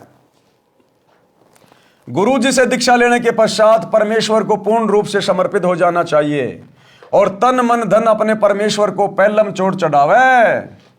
तन मन धन किसको चढ़ाना है? अपने परमेश्वर को, यानी अपने इष्ट को। तन मन शीस ईस अपने पे, ईस मानी परमात्मा। और थोड़ी देर पहले आपने गुरुदेव के मुख कमल से क्या सुना कि अपने ही गुरु को ईश मानकर, ईश माने परमात्मा परमेश्वर, अपने ही गुरु को इष्ट मानकर पूजना होता है। तो हमने तन मन धन फिर अपने परमेश्वर यानी अपने गुरुदेव भगवान को पहलम चोर चढ़ावे, यानी प्रारंभ से ही कुर्बानी का भाव बन जाए, तब भक्ति की गति यानी मुक्ति होती है। वाणी नंबर 2, कुछ साधक बाहरी वेश बनाते हैं, वे मस्तिष्क पर तिलक लगाते हैं, माला से मंत्र जाप करते हैं, सिर पर बड़े बड़े बाल बढ़ाकर रखते हैं, कच्छे के स्थान पर केवल कोपीन 4 इंच चौड़ा कपड़ा बांधते हैं तथा शरीर पर लंबा कुर्ता जो घुटनों से भी नीचे तक लंबा होता है वो पहनते हैं। गुरुदेव कह रहे हैं इस बाहरी दिखावे के स्थान पर अपने सतगुरु को सम्मान दो। इस बाहरी दिखावे के स्थान पर, जैसे सतगुरु रामपाल जी की शरण में आने के बाद भी हमारे सिख भाई जो सर पर पगड़ी बांधते हैं, दाढ़ी रखते हैं, परमात्मा कह रहे हैं अब इस बाहरी दिखावे की जरूरत नहीं है, ये पगड़ी वगड़ी की जरूरत नहीं है। अब तुम वो सिख नहीं हो जो तुम्हारे पहले वाले गुरु तुम्हारे को बना के चले गए मुगलों से लड़ाई लड़ने के लिए। अब तुम सच्चे सतगुरु के शिष्य हो, शिष्य। और सच्चे सतगुरु रामपाल जी की शरण में आने के बाद अब वो पगड़ी वगड़ी की जरूरत नहीं है, सरदार जीवन के घूमने की जरूरत नहीं है। असल सरदार इस भक्ति का, इस संसार का एक ही है, सतगुरु रामपाल जी। तो भाई वो सरदारगिरी छोड़नी पड़ेगी। यदि आपने सतगुरु से नाम ले लिया है तो, नाम नहीं लिया है तो आप जी सरदार बने रहो, नो प्रॉब्लम। लेकिन सतगुरु की शरण में आने के बाद अपने आप को सरदार कहलाओगे, अगले जन्म में कुत्ते की योनि में जाओगे, कुत्ते की योनि में। क्योंकि सरदार तो एक ही है संसार का, सतगुरु रामपाल जी भगवान। सरदार यानी कैप्टन, भक्ति का अगुवा, सेनापति, उसको कहते हैं सरदार। और सतगुरु के शरण में आने के बाद अभी भी तुम सरदार बन के घूम रहे हो। वो 2.5 किलो का बोझ अपने सिर पे लेके घूम रहे हो, आधी किलो की दाढ़ी मूछ लेके घूम रहे हो। शर्म आनी चाहिए। अगर सतगुरु रामपाल जी से उपदेश ले लिया तो तुरंत कटवा उठवा के एक सामान्य व्यक्ति की तरह भक्ति करो। ये बाहरी दिखावा नहीं चलेगा भक्ति में। इस बाहरी दिखावे के स्थान पर अपने सतगुरु को सम्मान दो, उनको मस्तिष्क पर बैठाओ। अब अपने सतगुरु को बैठाओ अपने मस्तिष्क पे। वो 2.5 किलो का वो कपड़ा मत चढ़ाओ अपने सिर पे। अब सिर पे पगड़ी पहनने की जरूरत नहीं है। देखो भाई और बहनों, यहां पर थोड़ी शंका ना हो जाए, क्योंकि जो पगड़ी है वो राजस्थान में भी हमारे जो बूढ़े भगत हैं वो पहनते हैं। लेकिन सिख समाज में जो पगड़ी है वो एक धर्म विशेष की प्रतीक है, इसलिए सतगुरु की भक्ति में नहीं चलेगी वो पगड़ी। और अन्य जो यूपी में, हरियाणा में, राजस्थान में जो बुजुर्ग भगत हैं, सर पे जो वो पगड़ी पहनते हैं, उस पगड़ी को पहनने में कोई दिक्कत नहीं है। केवल सिख समाज के भाई बहन, क्योंकि सिख समाज में पगड़ी और दाढ़ी रखना एक धर्म विशेष की पहचान है, जो सतगुरु के शरण में आने के बाद नहीं चलेगी। बाकी हरियाणा, राजस्थान, यूपी में भाई बहन जो पगड़ी पहनते हैं वो धर्म विशेष का प्रतीक नहीं है। महाराष्ट्र में जो बुजुर्ग भाई बहन है जो सिर पे एक सफेद सफेद टोपी पहनते हैं, वो धर्म विशेष की पहचान नहीं है, वो पहन सकते हैं। लेकिन सिख समाज का कोई भी व्यक्ति यदि सतगुरु रामपाल जी का भगत है और अब भी यदि वो अपने धर्म विशेष की वो पहचान अपने सिर पर धारण किए घूम रहा है, तो इस भक्ति में नहीं चलेगा। सिख समाज के लोगों ने पगड़ी उतारनी पड़ेगी, सामान्य कटिंग करवानी पड़ेगी, दाढ़ी वाड़ी कटवानी पड़ेगी। इस बाहरी दिखावे के स्थान पर अपने सतगुरु को सम्मान दो, उनको मस्तिष्क पर बैठाओ। मस्तिष्क पर बैठाने का मतलब है गुरुदेव को सबसे ऊपर रखो, यानी गुरु का भगत बनकर प्रत्येक मर्यादा व आज्ञा का पालन करके जनता में उदाहरण बने कि भगत हो तो ऐसा जिससे गुरु जी की शिक्षा दीक्षा का परिणाम दूर से दिखाई दे। कहते भगत बनो तो ऐसा बनो जिससे आम समाज पे प्रभाव पड़े, असर पड़े और दूर से दिखाई दे कि वो आ रहा सतगुरु रामपाल जी का भगत है। और वर्तमान में तुम्हारे को देख के लोग गालियां देते हैं गुरुदेव को, तुम्हारे कुकर्मों को देखकर, तुम्हारे गंदे आचरण को देखकर, तुम्हारी राजनीति वाली गंदी इस प्रक्रिया को देखकर, तुम्हारे स्वार्थों को देखकर। जब कभी तुम आरक्षणों में जाके बैठते हो जाटों के साथ, दूसरी बिरादरी वाले तुम्हें गालियां निकालते हैं, तुम्हारे गुरुदेव को बुरा भला कहते हैं। जब तुम गुंडों की सीबीआई जांच का समर्थन करते हो राजपूत करनी सेना के धरनों पे बैठते हो, 5-5 लाख रुपया उनको चंदे में देते हो, तब दुनिया वाले तुम्हारे गुरु को गालियां निकालते हैं। जब तुम कांग्रेस का समर्थन करते हो तो बीजेपी वाला आधा देश तुम्हारे गुरुदेव को गालियां देता है, और जब तुम बीजेपी का समर्थन करते हो तो कांग्रेस वाले तुम्हारे गुरुदेव को गालियां देते हैं। और यहां क्या कह रहे हैं गुरुदेव कि भगत हो तो ऐसा हो, उसका आचरण ऐसा हो, दूर से देखते लोग पहचान जाएं कि यह है सतगुरु रामपाल जी का भगत है। तो अभी तो भक्ति आसपास भी नहीं है, भले तुम सार नाम लेके घूम रहे हो, सार शब्द लेके घूम रहे हो फर्जी, अभी तक भक्ति आसपास भी नहीं है सतलोक आश्रमों से जुड़े हुए भाई बहनों के अंदर। परमात्मा ने बताया कि मुझे ज्यादा खुशी उस समय नहीं होती जब लोग मेरे सत्संग सुन के, मेरी पुस्तकें पढ़ के और मेरे से नाम उपदेश लेने आते हैं। गुरुदेव ने कहा कि मेरे को असली खुशी उस दिन होगी जब मेरे भक्तों के आचरण को देखकर, मेरे भक्तों के व्यवहार को देखकर दुनिया मेरे से नाम दीक्षा लेने आएगी कि जी मैं तो आपके एक भगत से बड़ा प्रभावित हुआ, अजी आपका भगत हमारे गांव में एक नंबर का ऐसा था वैसा था, और उसके जीवन में जो परिवर्तन आया है, उसकी भाषा में, उसके बोलचाल में, उसके आचार विचार में, साहब मैं तो गदगद हो गया। मेरा तो वहीं से हृदय परिवर्तित हो गया कि ये तो इसके गुरु ने किया है, अन्यथा ये आदमी तो एक नंबर का गुंडा मवाली था। तो गुरुदेव ने कहा कि मेरे भक्तों के व्यवहार को देखकर जब दुनिया मेरे से नाम लेगी तब मुझे वो असीम शांति होगी।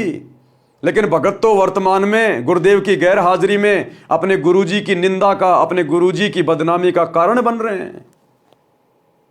बांग्लादेश में मुसलमानों के ऊपर छीटाकशी कर रहे हैं। विश्व हिंदू परिषद और बजरंग दल वालों के साथ मिलके बांग्लादेश के मुसलमानों का विरोध कर रहे हैं। अभी तो पक्ष और विपक्ष की भूमिका में पड़े हुए हैं भगत। अभी तो गुंडों के धरनों पे जाके बैठ रहे हैं भगत। संतों का और गुंडों का क्या काम? अभी तो राजनेताओं की रैलियों में धक्के खा रहे हैं भगत, दुनिया के लिए स्टेडियम बना रहे हैं, जाटों की धर्मशाला बनवा रहे हैं, समाज में भाईचारा बढ़ा रहे हैं भगत। गुरुदेव ने अपने मुख कमल से कहा है कि भक्ति मार्ग में आने के बाद भी अगर तुम वही कुकर्म करोगे तुम तो कंजर हो, कंजर। और फिर एग्जाम्पल दिया गुरुदेव ने कि एक बहन बोली जी मेरा पति नाम नहीं ले रहा, वो पति भी उसके साथ आया हुआ था। तो गुरुदेव ने कहा भाई तू लागता बहुत अच्छा आदमी है, तेरे विचार भी अच्छे हैं, भाई तू नाम क्यों नहीं ले रहा? नाम ले ले भाई, अच्छी बात है। नाम नहीं लेगा तो कहीं ना कहीं भक्ति में बाधा करेगा इनको, अपने बच्चों को। तो वो भगत क्या बोला? वो भगत नहीं था। वो क्या बोला गुरुजी से? बोले महाराज जी नाम तो मैं ले लूं, लेकिन इस आपकी भगतनी में, इस मेरी औरत में जिसने आपसे दीक्षा ले रखी है, इसमें कोई बदलाव तो नहीं आ रहा। जरा सी बच्चे गलती कर देते हैं उनको जानवरों की तरह मारती है। भैंस कभी दूध नहीं दे तो दे लठम लठ, दे लठम लठ, छोटी छोटी बातों पे लड़ाई झगड़ा करती है। इस तुम्हारी भगतनी में कोई बदलाव तो नहीं देख रहा मैं, तो ईसा नाम लेकर मैं क्या करूंगा? तो गुरुदेव भगवान ने कहा कि भैया भक्तों ने अपने आचार विचार व्यवहार में परिवर्तन लाना चाहिए। एक छोटा सा सत्संग सुनिए। हम नाम भगत का धरावर काम जगत तो बूंदे करें, तो क्या कि भगत भी लड़ाई झगड़ा छोटी छोटी बातों पर खर्चा तानी है, थोड़ा हानि लाभ हो जाए फिर वो कंजरपना, फिर क्या फायदा इस भक्ति का? फिर विश्वास कहाँ आपको भगवान के ऊपर? जो परमात्मा करता है, अब जो भी ऑपरेशन होगा मालिक करेगा। आपकी हानि है तो भी हित, और हित तो हित है ही है, आप इतना विश्वास रखें। अब क्या कहते हैं, जैसे हम पहले गांव गांव में घर घर में सत्संग करने जाते थे, तो हम जो एक बहन ने नाम ले रखा और वो अपने पति ने कहे आप भी नाम ले लो, आप भी नाम ले लो।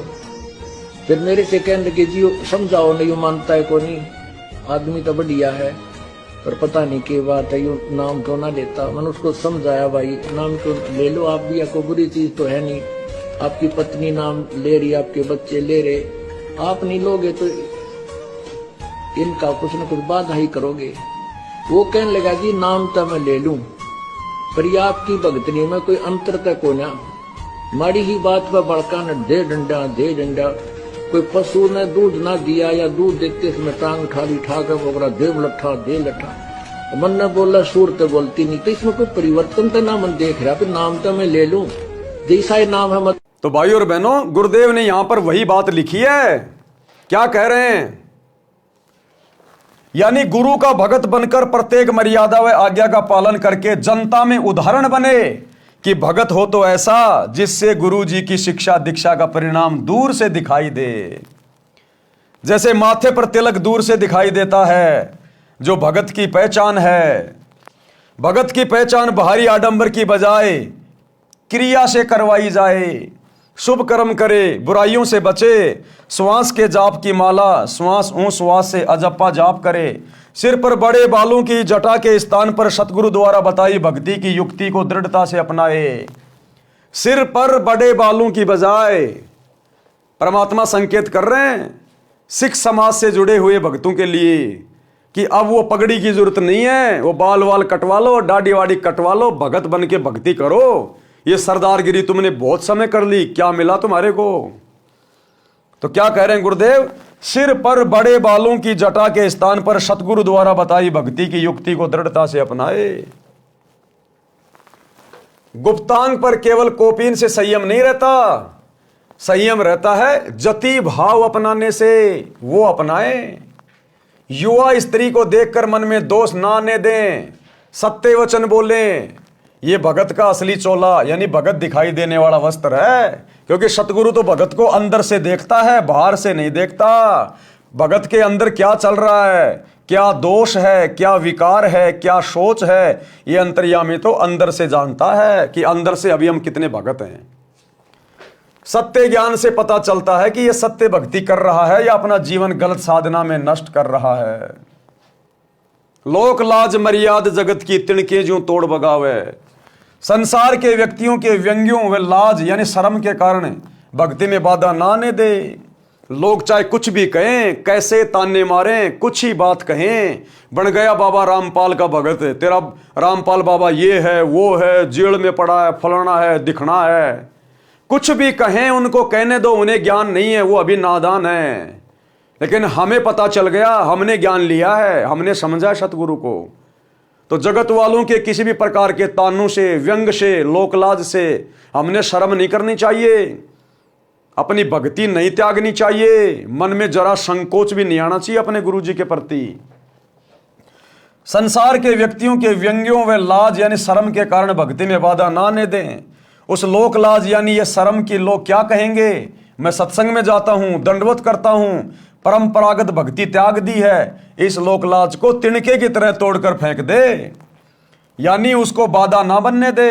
कणक यानी सोना तथा कामिनी यानी सुंदर युवती को देखकर अपनी नियत में दोष ना आने दे, उसे विष के तुल्य जाने, तब साधक अमरलोक में जा सकेगा। अपने इष्ट देव के प्रति पतिव्रता स्त्री की तरह समर्पित रहें। जो पतिव्रता पति से राती, आन पुरुष नहीं भाव है।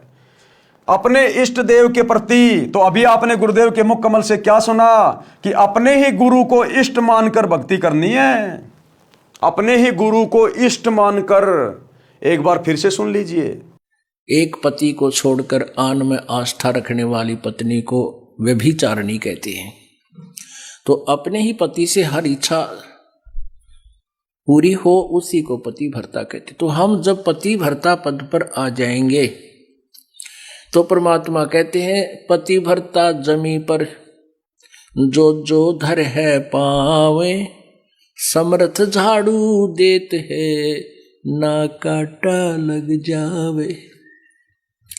ऐसा हंस, ऐसा भक्त जब अपने एक इष्ट पूर्ण परमात्मा पर अपने ही गुरु को इष्ट रूप में मानकर जब अपने जीवन रूपी सफर में प्रस्थान करता है, पर अपने ही गुरु को इष्ट रूप में मानकर जब अपने जीवन रूपी सफर में प्रस्थान करता है, पर अपने ही गुरु को इष्ट रूप में मानकर जब अपने जीवन रूपी सफर में प्रस्थान करता है रास्ते पर, तो परमात्मा उस जीवन रूपी सफर के पाप कर्म रूपी कांटों को बुहारना शुरू कर देता, उसके दुखों को खत्म करना शुरू कर देता है, झाड़ू देता चलता है कि मेरी प्यारी आत्मा के कांटा ना लग जाए। तो क्या कहा गुरुदेव ने, अपने ही गुरु को इष्ट मान के पूजा करनी है। और यहां क्या कह रहे हैं, अपने इष्ट देव के प्रति पतिव्रता स्त्री की तरह समर्पित रहें, यानी अपने इष्ट अपने गुरु जी के अलावा किसी और को ना पूजें। अब वो दाढ़ी मूछ वाला नकली कबीर उसको छोड़ दें, जून के महीने में उसका कबीर प्रकट दिवस मनाना छोड़ दें। अपने इष्ट देव यानी सतगुरु के प्रति पतिव्रता स्त्री की तरह समर्पित रहें, जैसे पतिव्रता स्त्री अपने पति के अतिरिक्त अन्य किसी पुरुष को पति रूप में इच्छा नहीं करती। चाहे कितना ही सुंदर व धनवान हो, अपने परमात्मा की भक्ति को कभी ना भूलें। लोग दिखावा न करके हृदय से मन मन में श्वास श्वास से परमात्मा के नाम का सुमरण करता रहे। भगत से तात्पर्य है कि स्त्री या पुरुष कोई भी हो, जैसे पतिव्रता स्त्री अपने मायके घर चली जाती है तो वह परिवार को पता नहीं लगने देती कि वह अपने पति को याद करती है। इस प्रकार साधक अपना ध्यान प्रभु चिंतन में लगाए। कौन से प्रभु के चिंतन में? सतगुरु रामपाल जी प्रभु के चिंतन में, अपने इष्ट के चिंतन में। पूर्ण सतगुरु से सत्य भक्ति प्राप्त करने के पश्चात कोई भगत की निंदा करता है तो बुरा ना माने। निंदा स्तुति मान बढ़ाई मन से मार गिरावे। पूर्ण सतगुरु से सत्य भक्ति प्राप्त करके कोई भगत की निंदा करता है तो बुरा ना माने। यदि कोई प्रशंसा करता है तो उससे प्रभावित ना हो।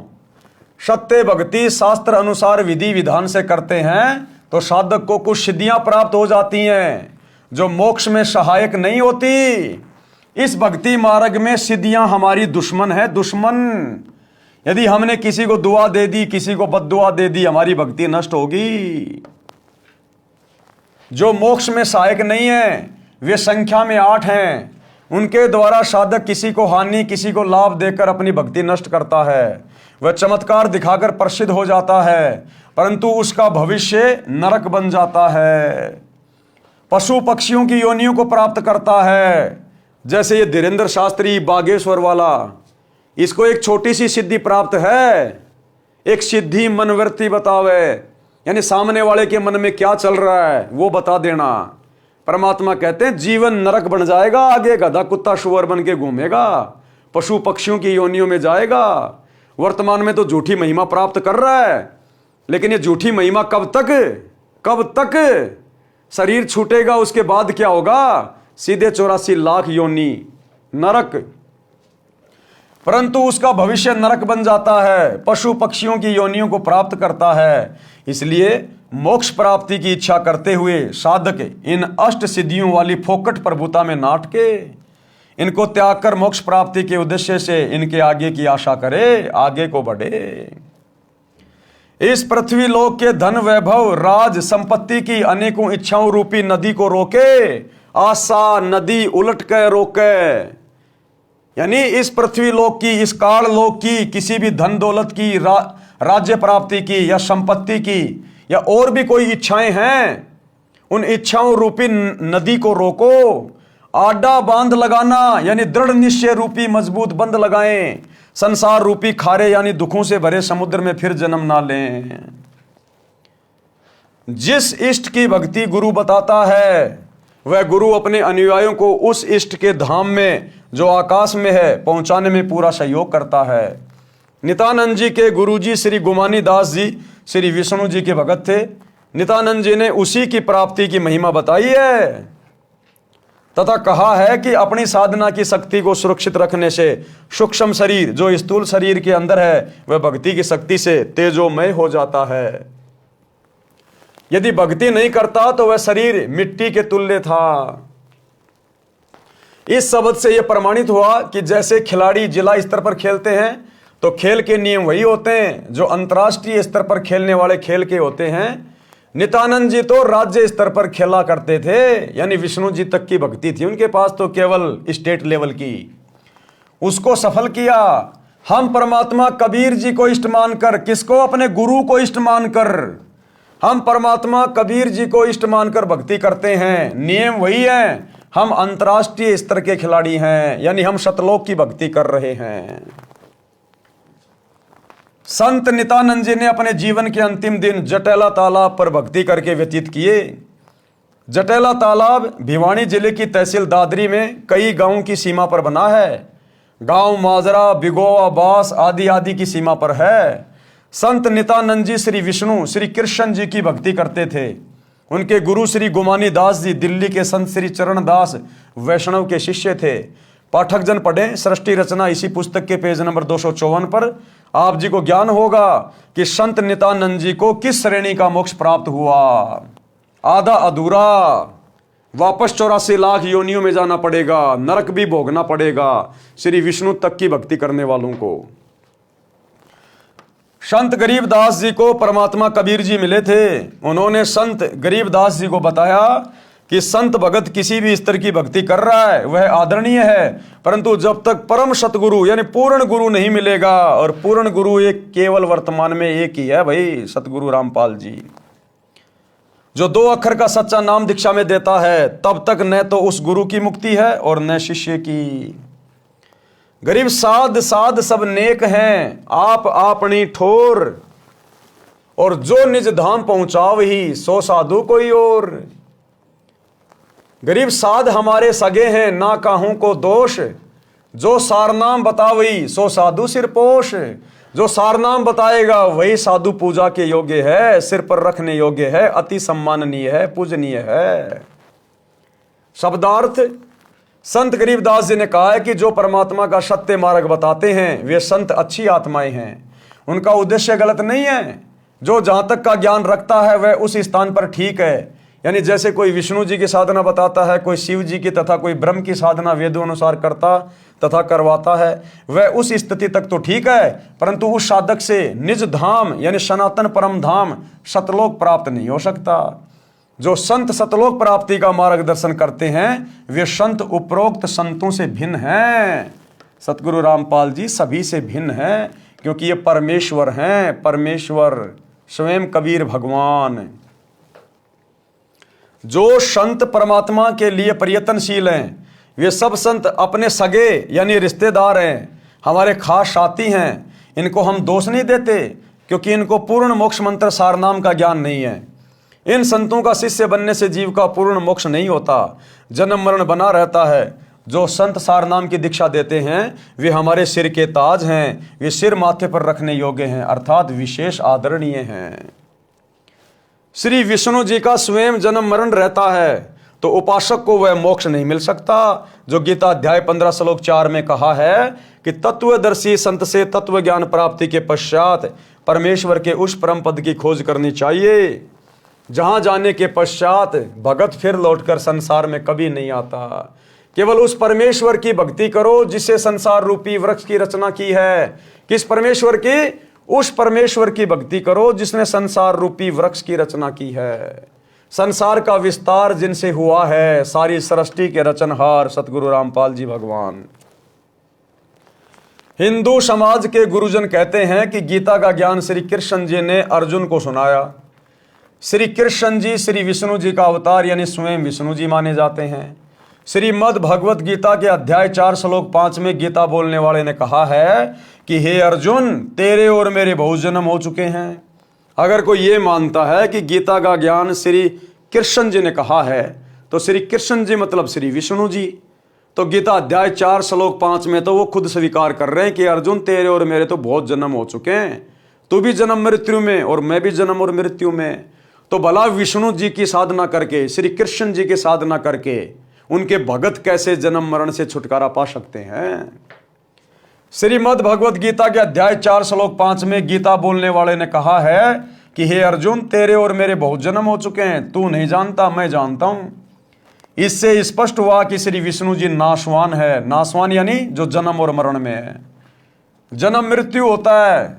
श्री देवी पुराण के 3रे स्कंद में स्वयं विष्णु जी ने स्वीकारा है कि मैं विष्णु, ब्रह्मा तथा शंकर जन्मते मरते हैं। हमारा तो आविर्भाव यानी जन्म तथा तिरोभाव यानी मृत्यु हुआ करता है।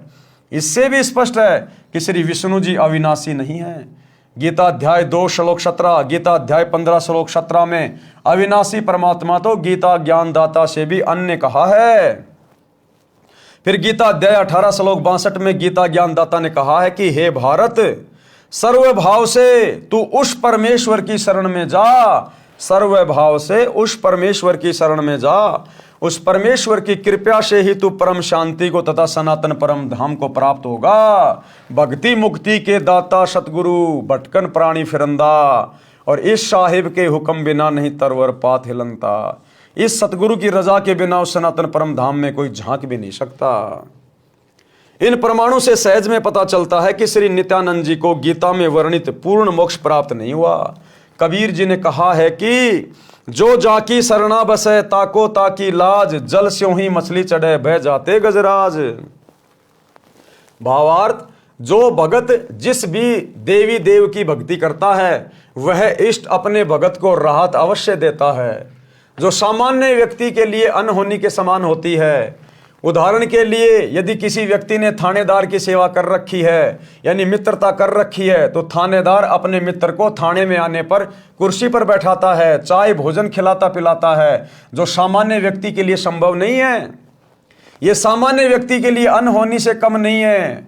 यदि किसी ने पुलिस अधीक्षक यानी एसपी से पहचान बना रखी है तो उसको और अधिक लाभ होता है। इसी प्रकार हम ऊपर चलें तो प्रांत में यदि मुख्यमंत्री जी से पहचान है तो उसको जो लाभ होगा वह नीचे वालों की तुलना में अनहोनी होगी। इसी प्रकार यदि देश के प्रधानमंत्री जी से मेल हो जाए तो लाभ का वारन पार नहीं। इसी प्रकार यदि सत्य पुरुष कबीर परमात्मा सतगुरु रामपाल जी की भक्ति मिल जाए तो यहाँ की नीचे की शक्तियां तो हमें वो दे नहीं सकती जो ये परमात्मा दे देगा, फिर तो हमारे वारे न्यारे हो जाएंगे। लेखक ये कहना चाहता है कि यदि कोई देवी देवताओं की भक्ति करता है तो लाभ तो उनको भी मिलता है, उन देवी देवताओं की भक्ति करने वाले को भी लाभ देने वाला यही परमात्मा है, यही सतगुरु है। परंतु जो लाभ पूर्ण परमात्मा की भक्ति से सर्व लाभ होता है, यदि प्रधानमंत्री का व्यक्ति है तो उसके साथ देश के सर्व मुख्यमंत्री तथा अन्य अधिकारी कर्मचारी हो जाते हैं, सब उसका सहयोग करते हैं। यानी जब हम सतगुरु रामपाल जी की भक्ति करेंगे तो ये नीचे के देवी देवता तो वैसे हमारे साथ हो जाएंगे, ये हमें फिर परेशान नहीं कर सकते, दुखी नहीं कर सकते, सब उसका सहयोग करते हैं, विरोध का स्थान नहीं रहता। इसी प्रकार पूर्ण परमात्मा की भक्ति करने वाले भगत के साथ विश्व के सब देवी देवता हो जाते हैं, वे उसकी हर संभव सहायता करते हैं, बाधा नहीं करते। यदि कोई भूत पितर प्रेत भैरव बेताल पूर्ण परमात्मा के भगत को हानि करने की सोचता भी है तो देवी देवता ही उनको दूर कर देते हैं। यानी ये देवी देवता सतगुरु रामपाल जी की भक्ति लेने के बाद मर्यादा में रहेंगे तो हमारे सिक्योरिटी गार्ड बनकर रहेंगे, सिक्योरिटी गार्ड। और बताते हैं कि तुम्हें पता है ये किसकी शरण में है, फिर वे शैतानी शक्तियां भय मानकर कोई हानि करने की हिम्मत नहीं करते। यदि गलती से किसी भूत प्रेत ने कुछ छेड़छाड़ परमेश्वर के भगत से कर दी, किस परमेश्वर के भगत से? सतगुरु रामपाल जी परमेश्वर जी के भगत से, तो उसे परमेश्वर के गण पकड़ कर ले जाते हैं और पिटाई करके सलाखों के अंदर बंद कर देते हैं। परमात्मा कबीर जी ने कहा है कि एक साधे सब सदे, सब साधे सब जाए, माली सींचे मूल को फले फूले अगाए। बात अंत में भाइयों और बहनों वही आएगी, एक के साधे सब सदे, यानी हमने पतिव्रता पद की भक्ति पे आना पड़ेगा। हमने अब जून के महीने में उस नकली दाढ़ी मूंछ वाले कागज के कबीर को इष्ट मानकर कबीर प्रकट दिवस मनाना छोड़ना पड़ेगा। उस दाढ़ी मूंछ वाली फोटो को अपने घर से बाहर निकालना पड़ेगा, लॉकेट से बाहर निकालना पड़ेगा। हमने उन फोटोओं को दंडोत भी नहीं करना।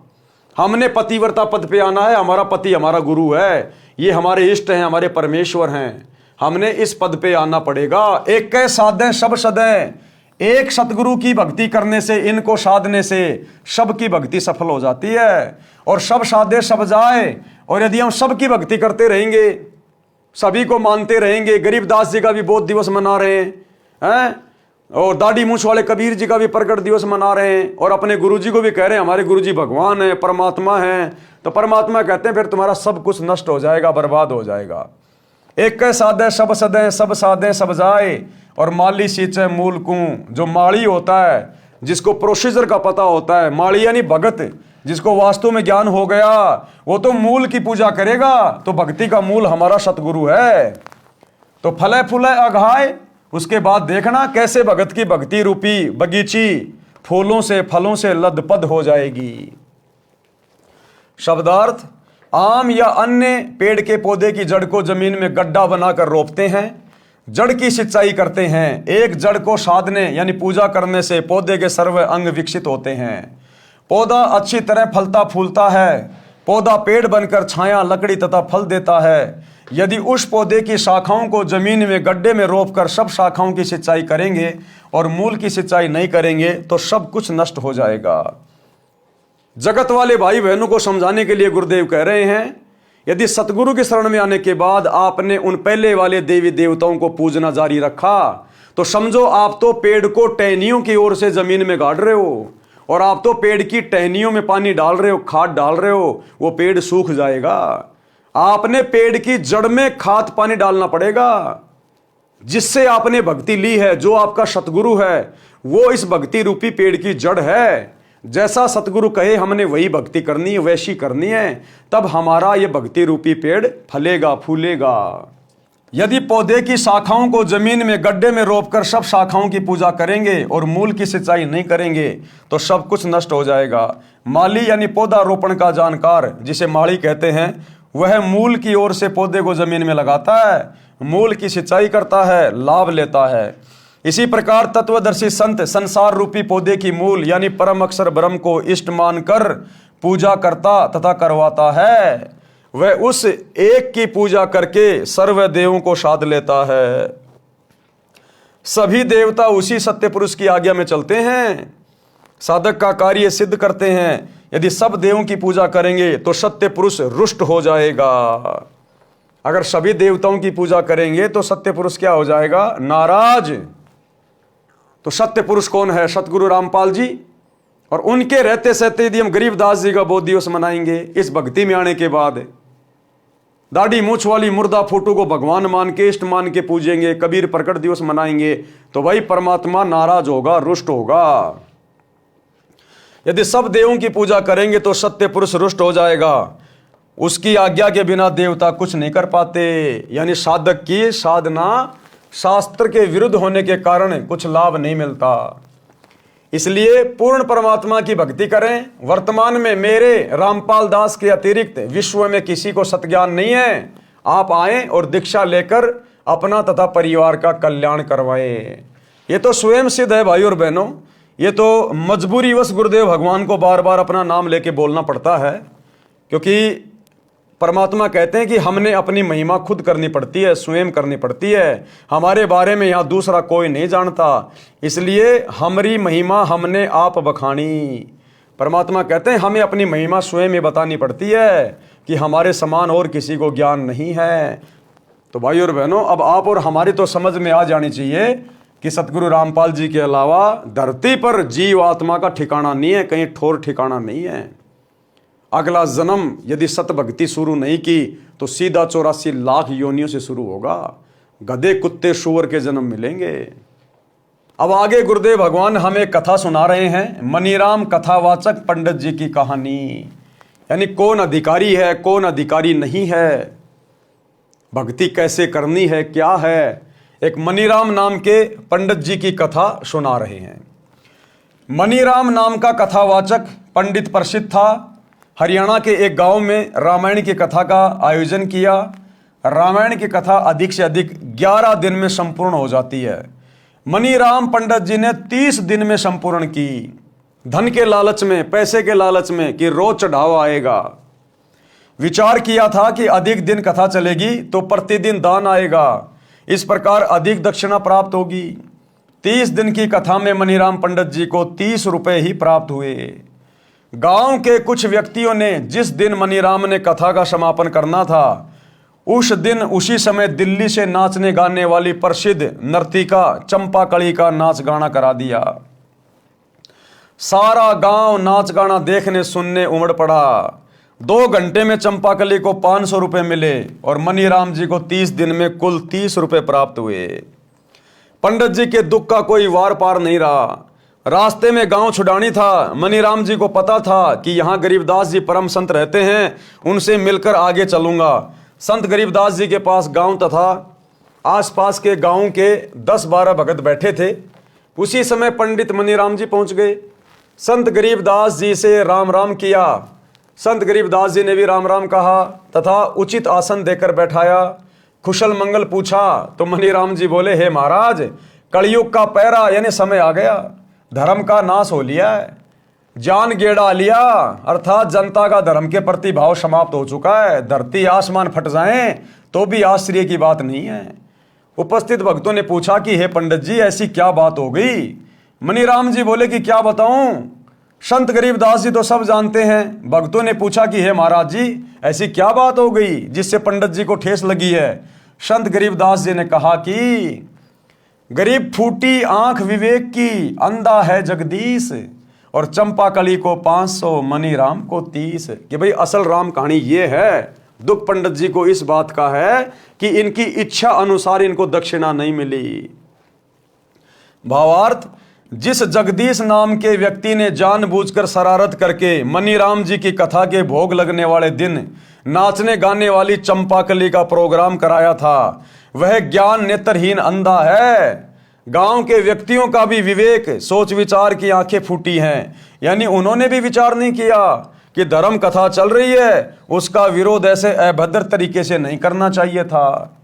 हे भक्तों, मनीराम जी ने 11 दिन में संपूर्ण होने वाली कथा को अधिक दक्षिणा प्राप्त करने के लालचवश 30 दिन तक खींचा। गांव के कुछ शरारती व्यक्ति भी मनीराम जी के उद्देश्य से परिचित थे, जिस कारण से उन्होंने पंडित जी को सबक सिखाने के लिए नाचने वाली को बुलाकर महापाप किया है। यह सच्चाई संत गरीबदास जी के मुख से सुनकर मनीराम जी के आश्चर्य का ठिकाना नहीं था। अब मनीराम ने सोचा कि मैंने किसी को बताया नहीं, अखबार में आई नहीं, टीवी चैनल उस समय थे नहीं, और ना कोई मोबाइल थे उस समय कि भाई किसी ने गरीबदास जी को पहले बता दिया होगा। अब मनीराम ने देखा ये बात तो मुझे पता है, और मेरे दुख को, मेरे मन की बात को और ये महाराज जी जान गए, ये तो अंतर्यामी है। चरणों में गिर गया उसी समय। वह सोच रहा था कि आज 11:30 बजे भोग लगाकर मैं सीधा यहां पहुंचाऊं।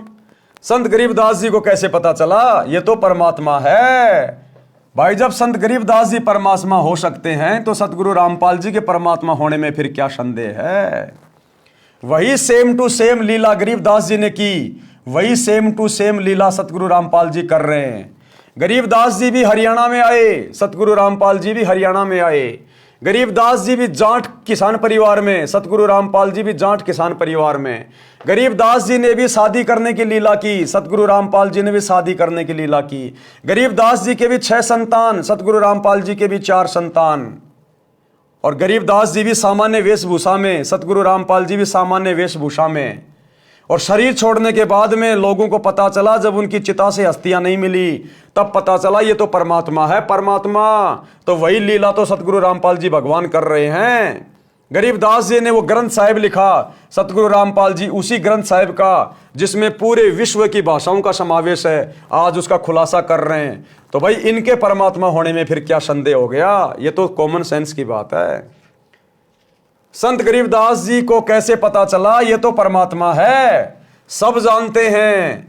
मनीराम आसन से उठा और संत गरीबदास जी के चरणों में गिर गया और बोला, प्रभु आपने सच कहा है कि मैंने भी लालचवश कथा को लंबा खींचा था, आप तो जानी जान हो। हे प्रभु, धर्म कर्म तथा जीने की सच्ची राह दिखाइए।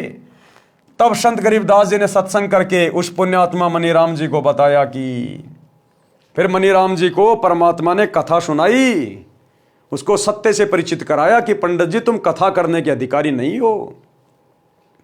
अरे द्वापर युग में राजा परीक्षित को 7 दिन की भागवत की कथा सुनाने के लिए जब कहा गया कि भाई 7 दिन बाद इसको तक्षक नाग डसेगा और 7 दिन तक इसकी सुरती ऊपर के लोकों में लगाओ, बैकुंठ में लगाओ इसको भागवत की कथा सुना के, क्योंकि जहां आशा तां भाषा होई, मन कर्म वचन सुमरियो सोई। वो कथा इसलिए सुनाई जा रही थी ताकि इसका ध्यान ऊपर जाए, यही राजपाट में बेटा बेटियों में ना रहे, नहीं तो यहीं पे कुत्ता बन के आएगा वापस। तो उस समय पूरी पृथ्वी पर द्वापर युग में भागवत की कथा करने के लिए कोई पंडित सामने नहीं आया।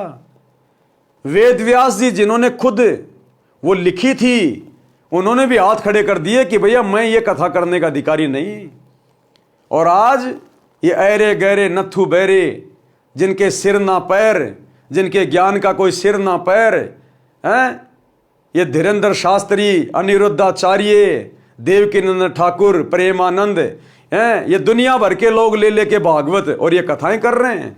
अरे द्वापर युग में किसी पंडित ने हाँ नहीं भरी, किसी धर्म गुरु ने हाँ नहीं भरी, और तुम कलयुग के पंडितों जानते कुछ भी नहीं, ABCD भी नहीं जानते भक्ति और भगवान की। तुम्हारा आचरण, तुम्हारा धर्म, तुम्हारा कर्म सब कुछ शास्त्रों के खिलाफ है। तुम्हारा भगवान शास्त्रों के खिलाफ है, तुम्हारी पूजा पाठ की पद्धति शास्त्रों के खिलाफ है, तुम्हारे मूल मंत्र शास्त्रों के खिलाफ है। तुम कहां से अधिकारी हो जो ले लेके पोथियां बैठ जाते हो, आश्रम खोल खोल के बैठ गए, दुनिया को लूट रहे हो, ठग रहे हो, भक्ति और भगवान से दूर कर रहे हो, काल की गोद में नरक में भेज रहे हो। जब द्वापर में कोई अधिकारी नहीं था। हे मनीराम जी, आप पाठ करके जनता से धन लेते हो, ये आप पर ऋण बनता है, भार चढ़ रहा है, इसको ब्याज समेत लौटाना पड़ता है। अगले जन्म में जिन जिन से कथा करके तुम ये पैसा ले रहे हो ना, उन भक्तों के घरों में गाय बनना पड़ेगा, भैंस बनना पड़ेगा, बैल बनना पड़ेगा, ऊंट बनना पड़ेगा, सारा दिन खेतों में मेहनत करनी पड़ेगी, गधा बनना पड़ेगा, क्योंकि तुम अधिकारी नहीं हो कथा करने के। आज इस पूरी पृथ्वी पर सतगुरु रामपाल जी के अलावा किसी भी धर्मशास्त्र की कथा करने का कोई अधिकारी नहीं है, कोई भी। ये सब के सब आचार्य, शंकराचार्य, मंडलेश्वर, संत, महंत, ये घोर पाप के भागी बन रहे हैं। अगले जन्म में अपने भक्तों के घरों में गधे बनेंगे, बैल बनेंगे, ऊंट बनेंगे, सारा दिन इनको लठ मार मार के इनको खेतों में जोता जाएगा। हे मनीराम जी, आप पाठ करके जनता से धन लेते हो, ये आप पर ऋण बनता है, इसको ब्याज समेत लौटाना पड़ता है। आपको यथार्थ आध्यात्मिक ज्ञान नहीं है, आप कथा पाठ तथा सत्संग करने के अधिकारी भी नहीं हो। आपने लोगों को आकर्षित करने के लिए गले में कंठी, एक तुलसी के मनके को डोरे में डालकर गले में डालते हैं, जो वैष्णव पंथ की पहचान होती है, डाल रखी है।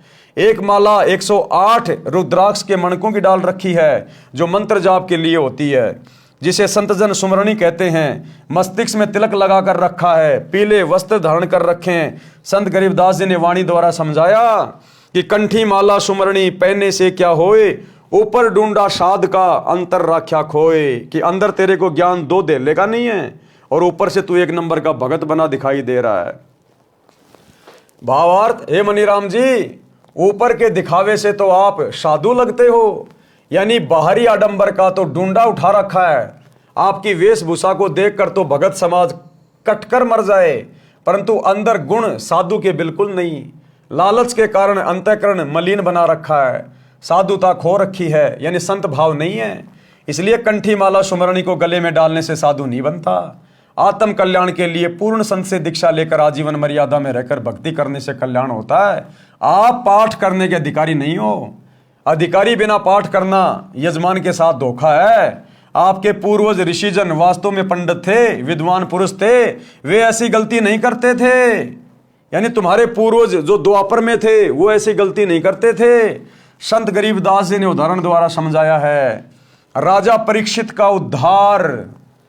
अब मनीराम पंडित जी को गरीबदास जी ने राजा परीक्षित की कथा सुनाई, कैसे उसको तक्षक नाग ने डसा, कैसे उसको श्राप लगा, और 7 दिन की भागवत सुनाने के लिए द्वापर युग में कोई भी पंडित ऋषि कथावाचक सामने नहीं आया। सबने हाथ खड़ा कर दिया, क्योंकि 7वें दिन उसका रिजल्ट आना था। इसलिए सब के सब डर गए कि तुम्हारी पोल पट्टी खुल जाएगी, क्योंकि तुम अधिकारी नहीं हो। आज इन लोगों को डर नहीं है, इसलिए ले लेके कांख में पोथी और ये भागवत करने के लिए गांव गांव में जाके लगा के पांडाल बैठ जाते हैं। राजा परीक्षित का उद्धार। जिस समय राजा परीक्षित को ऋषि के श्रापवश तक्षक सर्प ने डसना था, तो राजा परीक्षित जी के उद्धार के लिए श्रीमद् भागवत सुधा सागर की 7 दिन की कथा करनी थी। पृथ्वी के सभी ऋषियों तथा पंडितों से श्री भागवत की कथा परीक्षित को सुनाने का आग्रह किया गया। वे वास्तव में पंडित थे, वे परमात्मा के विधान को जानते थे। उनको यह भी पता था कि 7वें दिन परिणाम आएगा। विश्व के बुद्धिजीवी व्यक्तियों की दृष्टि 7वें दिन परीक्षित का क्या होगा, इस पर टिकी थी। पृथ्वी के सभी पंडितों ने श्रीमद् भागवत की कथा सुनाने से मना कर दिया तथा कह दिया कि हम अधिकारी नहीं हैं, हम किसी के मानव जीवन के साथ खिलवाड़ करके पाप के भागी नहीं बनेंगे। जिस वेदव्यास जी ने श्रीमद् भागवत को लिखा था, उसने भी कथा सुनाने से इनकार कर दिया। सब ऋषियों ने बताया कि स्वर्ग से ऋषि सुखदेव जी को इस कार्य के लिए बुलाया जाए, वे कथा सुनाने के अधिकारी हैं। राजा परीक्षित के लिए स्वर्ग से सुखदेव ऋषि को बुलाया गया। कुछ समय नरक भोगकर युधिष्ठिर स्वर्ग में पुण्य फल भोग रहा है। उसने वंश के मोहवश होकर अर्जुन के पौत्र परीक्षित के उद्धार के लिए अपने कुछ पुण्यों को सुखदेव यानी सुखदेव ऋषि को दान किया। उस पुण्य की कीमत से श्री सुखदेव ऋषि जी विमान में बैठकर पृथ्वी पर परीक्षित राजा को श्रीमद् भागवत की कथा सुनाने आए। 7 दिन कथा सुनाकर परीक्षित का राज तथा परिवार से मोह समाप्त किया। तक्षक सर्प ने परीक्षित को कथा के दौरान ही डसा। उसी समय राजा की मृत्यु हो गई, परंतु कथा सुनने से परीक्षित का ध्यान संसार से हटकर स्वर्ग के सुख में लीन था। राजा के पद पर रहते हुए परीक्षित जी ने बड़े बड़े धर्म यज्ञ किए थे, जिस कारण से उनके पुण्यों का ढेर लगा था। वाणी में परमात्मा का विधान बताया है कि कबीर, जहां आशा तां बाशा होई, यानी मरते समय जहां भी आपकी इच्छा होगी, आपकी सुरती होगी, आपकी सोच होगी, मन कर्म वचन सुमरियो सोई। कहते हैं जहां आशा तां बाशा होई, अंत समय में मृत्यु के समय में जहां आपकी इच्छा होगी वहीं आपका पुनर्जन्म होगा। इसलिए कहते हैं मन कर्म वचन परमात्मा को सुमरते रहना चाहिए। गीता अध्याय 8 श्लोक 6 में भी यही प्रमाण है कि हे भारत, परमात्मा का यह विधान है कि जो अंत समय में जिसमें भाव यानी आस्था रखकर सुमरण करता है वह उसी को प्राप्त होता है। इसी विधान अनुसार राजा परीक्षित का जीव स्थूल शरीर त्याग कर जो सर्प विष से मर गया था, सूक्ष्म शरीर युक्त सुखदेव ऋषि के साथ विमान में बैठकर स्वर्ग में चला गया। संत गरीबदास जी गांव छुडानी जिला झज्जर ने मनीराम जी को बताया कि सुखदेव ऋषि के द्वारा सुनाई कथा से राजा परीक्षित का मन संसार से हटकर स्वर्ग की प्राप्ति के लिए प्रेरित हो गया था, जिस कारण से मृत्यु के उपरांत उस जन्म में राजा के दौरान किए पुण्यों के फलस्वरूप स्वर्ग चला गया। जन्म मरण का चक्कर अभी शेष है, यानी गधा कुत्ता सुअर तो बनना ही बनना है। केवल जितने उसके पुण्य रहेंगे उतने दिन वो स्वर्ग में रहेगा, बाकी फिर नरक में और फिर 84 लाख योनियों में। क्योंकि पूर्ण मुक्ति जन्म मरण का रोग तो केवल सच्चे सतगुरु की शरण में आकर आजीवन मर्यादा में रहकर भक्ति करने से कटेगा। काल ब्रह्म के लोक में स्वर्ग महास्वर्ग प्राप्ति को ही उद्धार हुआ मानते हैं, जो संपूर्ण आध्यात्मिक ज्ञान के टोटे का परिणाम है। काल ब्रह्म के लोक वाला उद्धार भी पृथ्वी के किसी ऋषि पंडित के स्तर का नहीं है, क्योंकि इनका पाठ व कथा यानी सत्संग करने में मान बढ़ाई उद्देश्य रहता है। एक दूसरे ऋषि के प्रति प्रसिद्धि की चाह में ईर्ष्या रोग भी लगा रहता है। सुखदेव जी एक संत जनक जी के शिष्य थे। राजा जनक को पूर्ण परमात्मा कबीर जी मिले थे, उनको सोहम नाम जाप दिया था। राजा जनक के प्रमुख तथा प्रिय शिष्य सुखदेव जी थे। जनक जी ने यह मंत्र केवल सुखदेव जी को दिया था, जिस कारण से सुखदेव का स्वर्ग समय अधिक है। राजा जनक के साथ काल ने धोखा किया था। उन्होंने अपने आधे पुण्य 12 करोड़ नरक भोग रहे जीवों को दान कर दिए थे, जिस कारण से उनका स्वर्ग समय कम रह गया था। और वे सन 1469 में पंजाब प्रांत में भारत देश में श्री कालूराम मेहता खत्री अरोड़ा के घर श्री नानक नाम से जन्मे थे। यानी सिख धर्म के प्रवर्तक श्री नानक जी राजा जनक वाली आत्मा है। राजा जनक वाली जो त्रेता में सीता जी के पिता थे, वर्तमान में पाकिस्तान देश में है। सुखदेव जी को पृथ्वी पर किसी से कोई द्वेष तथा ईर्ष्या या मान बढ़ाई की चाह नहीं थी। उनके द्वारा सुनाई कथा का प्रभाव परीक्षित के मन पर पड़ा, जिस कारण से उनका स्वर्गवास हुआ। यदि अन्य ऋषि कथा करता तो राजा का मन राज व परिवार में रह जाता, उनका पुनः जन्म पृथ्वी पर होता, पुण्यों को राजा बनकर नष्ट करता। संत गरीबदास जी ने बताया कि हे मनीराम, जब तक जीव का जन्म मरण समाप्त नहीं होता तो उसको परम शांति नहीं होती। फिर राजा बनकर राज की लाभ हानि की आग में जलता है, निर्धन बनकर कष्ट उठाता है, फिर पशु पक्षी आदि आदि के शरीरों में कष्ट उठाता है। आप श्री विष्णु उर्फ श्री कृष्ण जी के भगत हो। वैष्णव साधु श्री विष्णु जी को इष्ट रूप में मानते हैं। आप ये भी मानते हो कि श्री कृष्ण यानी श्री विष्णु जी ने मद भगवत गीता का ज्ञान अर्जुन को सुनाया। गीता ज्ञान सुनाने वाला गीता अध्याय 18 श्लोक 62 में स्पष्ट करता है कि मेरे से अन्य कोई परम ईश्वर है। हे भारत, तू सर्व भाव से उस परमेश्वर की शरण में जा। उस परमेश्वर की कृपा से तू परम शांति को तथा सनातन परम धाम को प्राप्त होगा।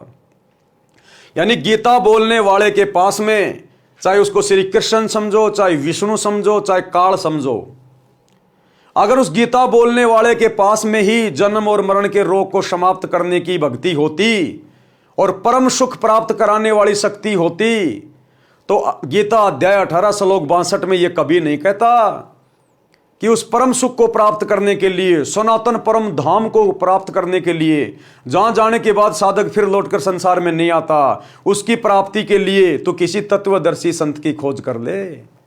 यानी श्री कृष्ण जी ने, श्री विष्णु ने उस काल में अपनी भक्ति को रिजेक्ट कर दिया कि अर्जुन, मेरे पास में सदा सदा के लिए जन्म मरण से, 84 लाख योनियों से, नरक से मुक्त करने वाली भक्ति नहीं है। उसके लिए किसी तत्वदर्शी संत की खोज कर, और वो तत्वदर्शी संत वर्तमान में सतगुरु रामपाल जी हैं।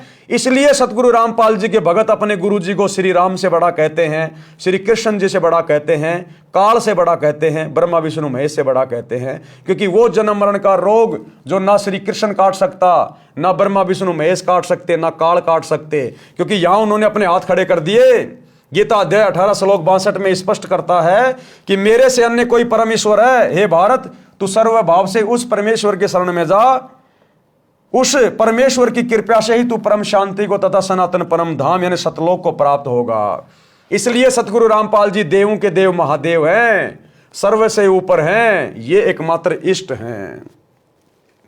गीता अध्याय 7 श्लोक 29 में गीता ज्ञानदाता ने बताया कि जो भगत जरा यानी वृद्धावस्था तथा मरण यानी मृत्यु से छुटकारा यानी मोक्ष प्राप्ति के लिए प्रयत्नशील हैं, काल लोक के राज्य तथा स्वर्ग महास्वर्ग तक की इच्छा नहीं रखते, वे तत्ब्रह्म से संपूर्ण अध्यात्म से तथा सर्व कर्मों से परिचित हैं। गीता अध्याय 8 श्लोक 1 में अर्जुन ने गीता ज्ञान देने वाले से प्रश्न किया कि जिस तत्ब्रह्म के विषय में आपने अध्याय 7 के श्लोक 29 में कहा कि वह तत्ब्रह्म क्या है, इसका उत्तर गीता ज्ञानदाता ने गीता अध्याय 8 श्लोक 3 में दिया है और बताया कि वह परम अक्षर ब्रह्म है। कौन है परम अक्षर ब्रह्म? कबीर देव। गीता अध्याय 8 के श्लोक 5 तथा 7 में गीता ज्ञानदाता ने अपनी भक्ति करने को कहा है जिससे मेरी प्राप्ति होगी, और गीता के अध्याय 8 के श्लोक 8, 9 व 10 में उस अपने से दूसरे परम अक्षर ब्रह्म की भक्ति करने को कहा है। तो भाई वो गीता बोलने वाले भगवान से अलग दूसरा भगवान कौन है जिसकी भक्ति करने के लिए वो कह रहा है? वो है सतगुरु रामपाल जी, परम अक्षर ब्रह्म, जिससे मेरी प्राप्ति होगी। और गीता के अध्याय 8 के श्लोक 8, 9, 10 में उस अपने से अन्य परम अक्षर ब्रह्म की भक्ति करने को कहा है जिससे उसकी प्राप्ति होगी। ये गीता अध्याय 8 श्लोक 9, 10 पढ़ लेना। शुरू में परमात्मा का नाम लिखा है कवि, गीता में भी परमेश्वर कबीर देव जी का नाम लिखा हुआ है। गीता अध्याय 2 श्लोक 12, अध्याय 4 श्लोक 5, अध्याय 10 श्लोक 2 में गीता ज्ञान बोलने वाले ने बताया है कि हे अर्जुन, तेरे और मेरे बहुत जन्म हो चुके हैं, आगे भी होते रहेंगे। अर्थात गीता ज्ञान देने वाला खुद जन्म और मरण में है, तो यह जन्म मरण का रोग तो सतगुरु रामपाल जी काट सकते हैं, सृष्टि में कोई दूसरा नहीं। गीता अध्याय 2 श्लोक 17 में जो अविनाशी परमात्मा कहा है तथा अध्याय 15 श्लोक 16, 17 में 3 पुरुष प्रभु बताए हैं। श्लोक 16 में क्षर पुरुष तथा अक्षर पुरुष का वर्णन है, दोनों नाशवान बताए हैं। फिर अध्याय 15 श्लोक 17 में अविनाशी परम अक्षर ब्रह्म की जानकारी बताई है। वह उत्तम पुरुष यानी सर्वश्रेष्ठ परमात्मा कहा है, वही तीनों लोकों का पालन पोषण करता है, वास्तव में अविनाशी है। गीता अध्याय 15 श्लोक 4 में गीता ज्ञान देने वाले ने स्पष्ट किया है कि तत्वदर्शी संत मिलने के पश्चात परमेश्वर के उस परम पद की खोज करनी चाहिए जहां जाने के पश्चात फिर लौटकर साधक संसार में कभी नहीं आते। अर्थात तत्वदर्शी संत की शरण में आने के बाद फिर सदा सदा के लिए जन्म मरण का रोग कट जाता है, 84 लाख योनियों का कष्ट मिट जाता है, वो साधक सदा सदा के लिए परम धाम सतलोक में चला जाता है। उस परमात्मा की ही भक्ति करनी चाहिए जिससे संसार रूपी वृक्ष की पर्वतीय विस्तार को प्राप्त हुई है, यानी जिस परमात्मा ने विश्व की रचना की है। संत गरीबदास जी ने मनीराम को बताया कि परम अक्षर ब्रह्म यानी तत् ब्रह्म की भक्ति मेरे यानी संत गरीबदास जी के पास है। उस समय गरीबदास जी के पास थी क्योंकि गरीबदास जी भी स्वयं परमात्मा थे, और वर्तमान में सतगुरु रामपाल जी के पास है क्योंकि ये स्वयं परमात्मा है, यही स्वयं गरीबदास जी हैं। यदि आप जी को पूर्ण मोक्ष करवाना है तो दीक्षा लो और कल्याण करवा लो। मनीराम जी को गीता के सर्व श्लोक कंठस्थ थे, तुरंत समझ गए और दीक्षा लेकर पाखंड त्याग कर कल्याण कराया। और वर्तमान में यदि किसी को गीता के श्लोक याद नहीं है तो सतगुरु रामपाल जी ने गीता जी को पहली कक्षा का कायदा बना दिया है। आप YouTube पर जाकर उनके सत्संग सुन सकते हैं, बहुत अच्छे से गीता जी को समझ सकते हैं, चारों वेदों को समझ सकते हैं, जो कि हिंदू समाज के लिए पहाड़ से कम नहीं है। लेकिन सतगुरु रामपाल जी ने अपने तत्व ज्ञान से पुस्तकें लिखकर सत्संग बना बना कर पहली कक्षा की पुस्तकें बना दी है। इतना आसान कर दिया गीता, वेद, कुरान, पुराण, बाइबल को समझना। तो भाई और बहनों, आज के वीडियो में हम केवल इतना ही लेंगे। अगले वीडियो में पंडित की परिभाषा क्या होती है हम यहां से शुरू करेंगे। तो कल रात्रि 8 बजे सभी भाई बहन फिर से जुड़िए। तब तक गुरुदेव भगवान हम सबको आज्ञा दें, इजाजत दें, आशीर्वाद दें, सद्बुद्धि दें। बंदी छोड़ सतगुरु रामपाल जी भगवान की जय हो।